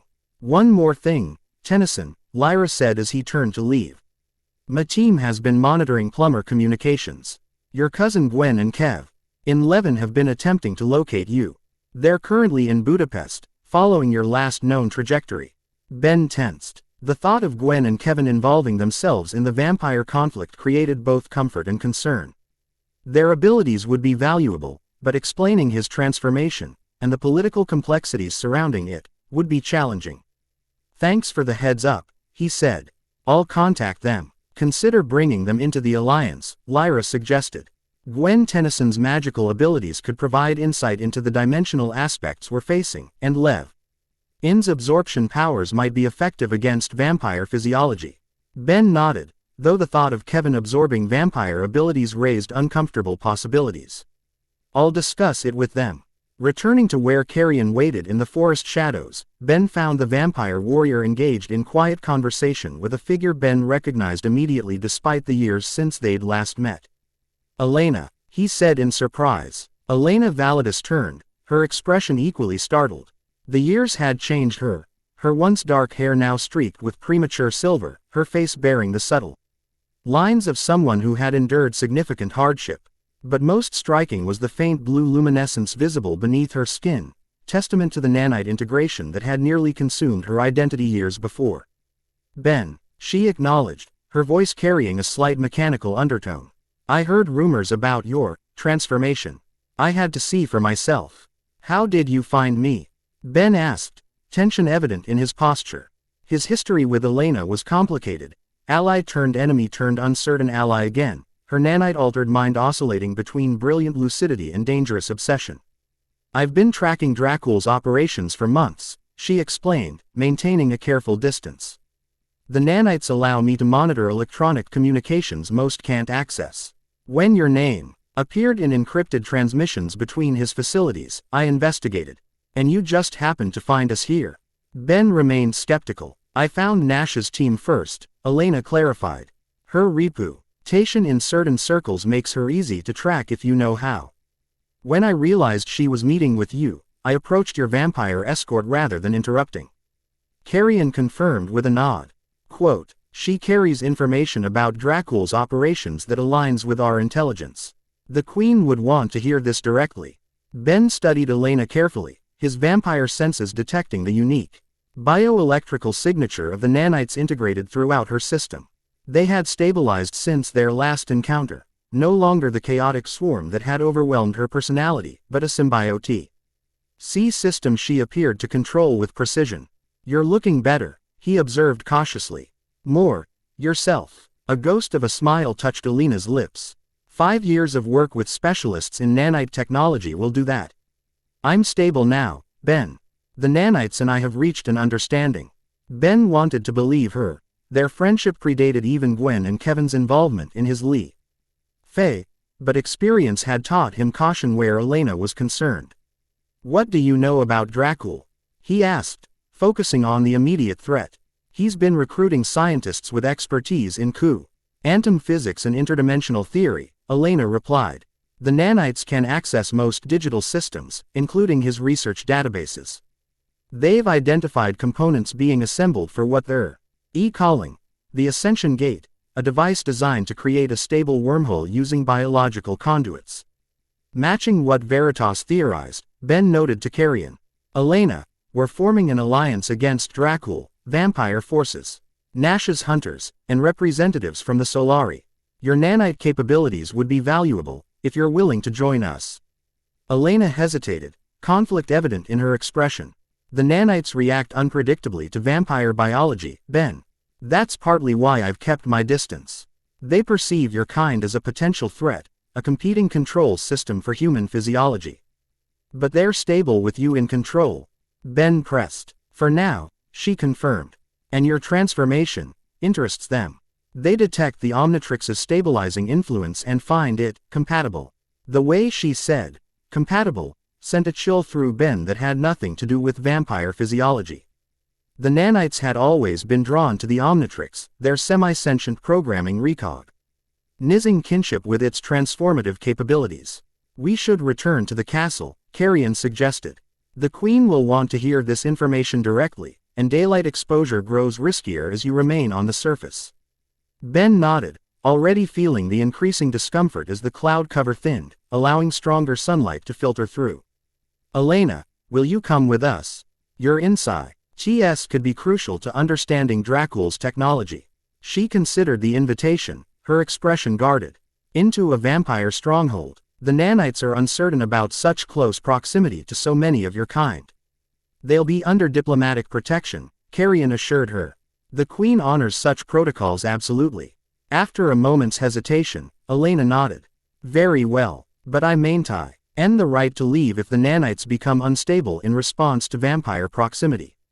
As they made their way back toward the castle's hidden entrance, Ben contacted Lyra with the secure device she'd provided, updating her on Elena's arrival and the additional intelligence she brought.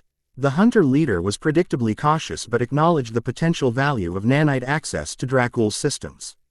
The return journey through vampire territory felt different to Ben's senses, his body having adapted further to the transformation during his time on the surface. Colors seemed more vivid in the dim light of the underground passages. Scents carried more information, and sounds revealed complex layers of activity throughout the castle complex. They found Selenea in conversation with Veritas in a strategic planning room. Holographic displays showing defensive positions throughout vampire territory. Both looked up as Ben entered with Elena and Carrion. Benjamin Tennyson, Selenea acknowledged. I see you've returned with an unexpected guest.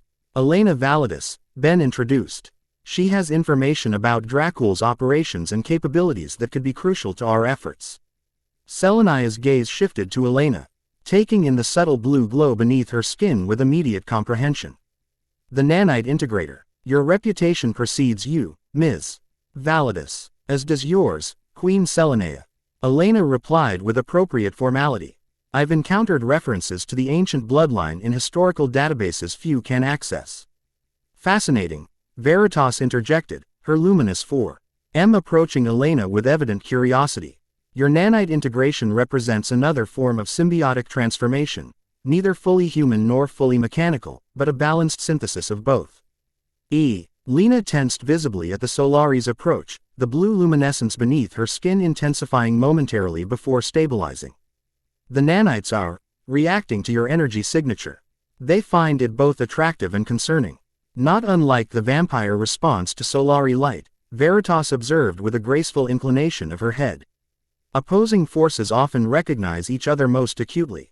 The political and strategic dynamics in the room shifted with Elena's arrival, 4 distinct approaches to existence now represented in one conversation. Ben found himself naturally mediating between them, his transformed perspective offering unexpected insights into each faction's concerns and capabilities. Elena shared her intelligence about Dracul's operations, confirming and expanding on what they had already theorized.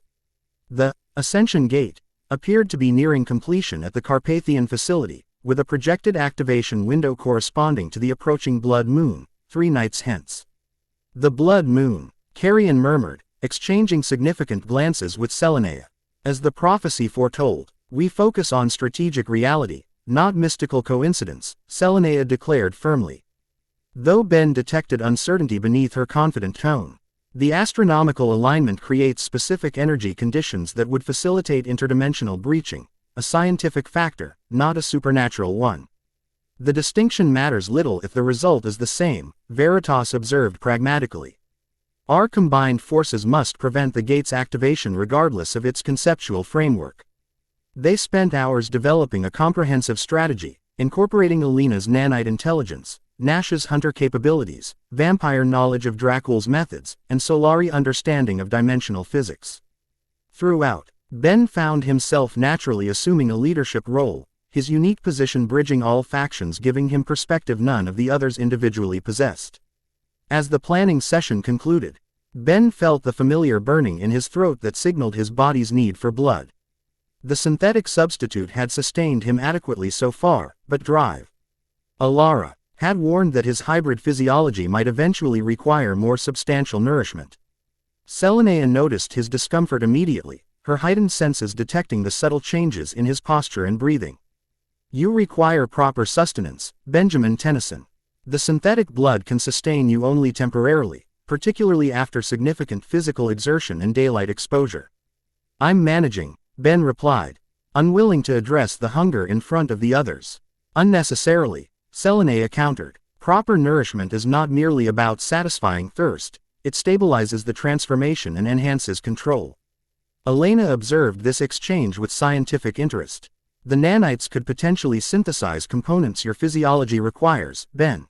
They've adapted to prod. UCE various biochemicals my body needs since the integration. An interesting possibility, Veritas noted. Though the interaction between nanite technology and vampire biology would require careful monitoring. The discussion of his physiological needs made Ben uncomfortably aware of how his transformation had made his very existence a matter of scientific and political interest to those around him. His body, once a private domain despite the Omnitrix's transformative capabilities, had become a focal point of intersecting agendas. I should contact Gwen and Kevin, he said, deliberately changing the subject. Nash mentioned they're searching for me in Budapest. Their abilities would be valuable in our alliance. A wise addition, Selenea agreed, allowing the diversion. The communication center remains at your disposal. Carrion will escort Ms. Validus to appropriate quarters where her nanite systems can be properly accommodated. As the meeting dispersed, Veritas approached Ben, her luminous presence creating that curious sensation of warmth that simultaneously comforted and discomforted his vampire physiology. If I may, Benjamin Tennyson, she said. The Solari treatment I mentioned earlier, to help stabilize your consciousness during the transformation. It would be best administered before you speak with your human companions. Their presence may trigger emotional responses that challenge your control. Ben considered the offer, recognizing the wisdom in her suggestion. His relationship with Gwen and Kevin spanned his entire hero career, they knew him better than anyone. Would recognize subtle changes in his personality that others might miss. Maintaining his core self during that reunion would be crucial. Thank you, he accepted. I'd appreciate that. Veer. Edis led him to a chamber prepared for Solari use, a space where the ambient lighting mimicked their home environment spectrum. The room felt instantly invigorating to Ben, the carefully calibrated L.I.T. energies interacting with his vampire physiology in ways that simultaneously soothed and strengthened. Your hybrid state creates unique reactions, Veritas observed as she prepared for the treatment. Most vampires find our environmental requirements deeply uncomfortable, even painful with prolonged exposure. It feels clarifying, Ben described, struggling to articulate the sensation. Like fog lifting from my thoughts. The light energy counterbalances the more dominant aspects of vampire consciousness, Veritas explained. Their nature draws energy inward, a constant taking, consuming. Our nature projects energy outward, giving, illuminating. Your transformed state appears receptive to both modalities. She approached, her luminescent hands hovering near his temples. This process requires physical contact. It may initially intensify both comfort and discomfort as your systems adjust.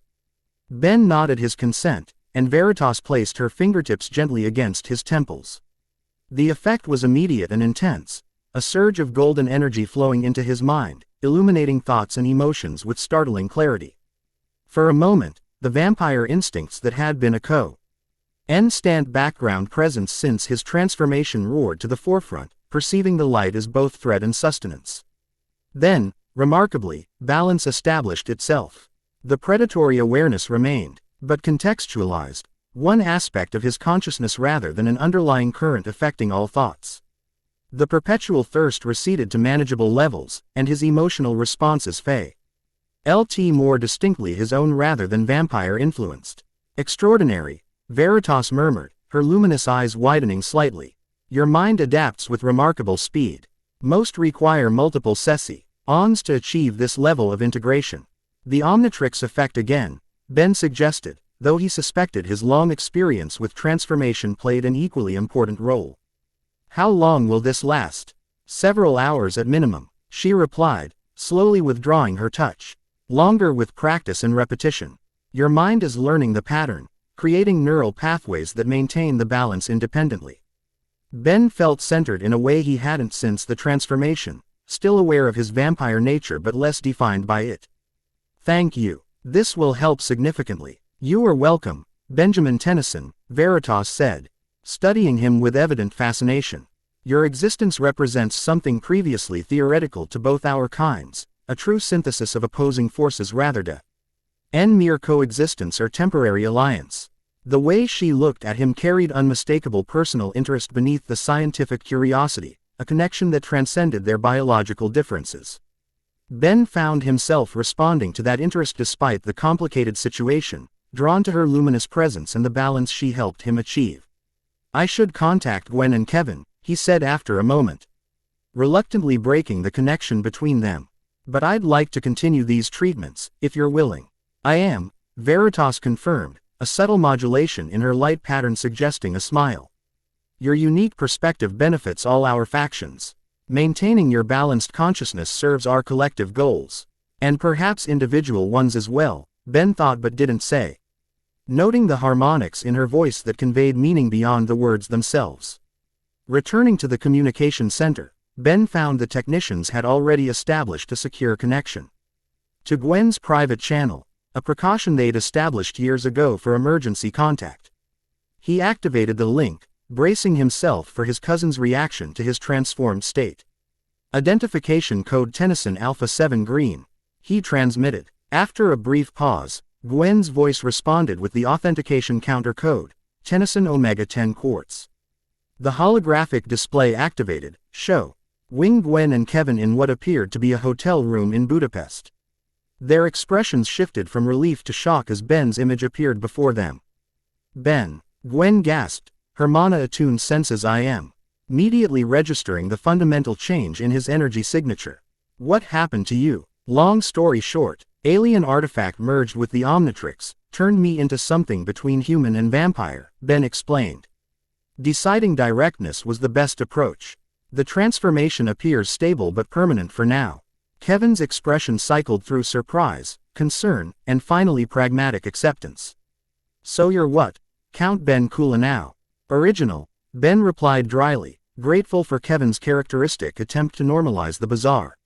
I'm working with several factions to address the situation, including the actual vampire society that exists underground in Eastern Europe. He briefed them concisely on the catalyst, Dracul's plans, and the alliance forming to stop him. Gwen listened with increasing alarm, her analytical mind immediately grasping the interdimensional implications. A biological wormhole using transformed humans as conduits. She summarized. That's terrifying. Gly similar to certain forbidden magical techniques in the Archimata Book of Spells. They're classified as blood gates, portals opened through life force manipulation. Which fits with what we've learned about vampire origins.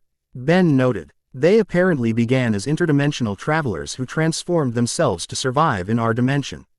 And Dracul wants to reverse the process, Kevin concluded. Create a permanent connection to their home dimension.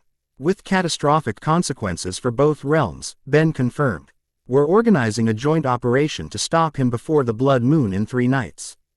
Your abilities would be invaluable, especially your magical expertise, Gwen. We're on our way, Gwen decided immediately. Send coordinates for rendezvous. I'm transmitting. The location for the Joint Command Center Nash is establishing, Ben replied, sending the encrypted data through their secure channel. But Gwen, you should know that Elena is involved. Both Gwen and Kevin tensed visibly. Their history with Elena was complicated, initially friendship, then wariness as her nanite obsession with Ben had led to increasingly dangerous behavior. Is she stable? Gwen asked carefully. Appears to be, Ben confirmed. The nanites have integrated more completely, and she maintains control. Her abilities to access Dracula's systems have already provided crucial intelligence. We'll handle it, Kevin assured him, his protective stance toward Gwen subtle but unmistakable. More concerned about you, Tennyson. How's the blood-sucking lifestyle treating you? The question was asked lightly, but Ben detected the genuine concern beneath it. I'm managing. The Omnitrix seems to be stabilizing the transformation, preventing the negative effects others experience. And I've had help adjusting. From the vampires? Gwen asked skeptically. From them and others, Ben replied, thinking of Veritas's treatment and the clarity it had provided. It's a complex situation, politically and personally. But I'm still me, Gwen. She studied him through the holographic connection, her magical senses perceiving layers most would miss. Your energy signature has changed fundamentally, Ben. But the core pattern remains consistent. Whatever you've become physically, your essential self seems intact. Her assessment matched his own feelings after Veritas's treatment, changed but not replaced. Transformed but not lost. That's good to hear confirmed.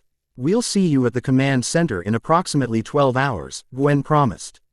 And Ben, we'll find a way to reverse this if that's what you want. We always do. The call concluded, leaving Ben with mixed emotions. Gwen's confidence in finding a solution was characteristic of their approach to past crises, no transformation too permanent. No situation too hopeless. Yet for the first time, Ben found himself uncertain whether reversal was what he truly wanted. The vampire transformation differed fundamentally from his Omnitrix aliens, not merely a temporary physical change but a deeper alteration that offered perspectives and capabilities he'd never experienced before. The perfect integration of the vampire DNA with his human form created something genuinely new, neither fully human nor vampire, but a synthesis with unique potential. As he left the communication center, Ben found Selenea waiting in the corridor. Her expression suggesting she'd been listening to his conversation, not surprising given vampire hearing. Your human companions remain loyal despite your transformation, she observed. Rare qualities in any species. Their family, Ben replied simply. We've been through too much together for this to change anything fundamental. Perhaps, Selenea acknowledged. Though, I suspect they underestimate how profoundly the blood change affects one's perspective over time. Centuries of existence alter priorities and principles that once seemed immutable. Speaking from experience, Ben asked. A shadow passed across her ageless features. I was turned during what humans call the Byzantine era. I have watched empires rise and fall, ideologies bloom and wither, technological ages dawn and transform society. Through it all, the constants of vampire existence provided framework when all else proved ephemeral. And yet you've maintained enough connection to humanity to establish peaceful coexistence rather than predation, Ben noted. That suggests core principles can survive the transformation. The end. Remember to subscribe and like this video. See you in the next video.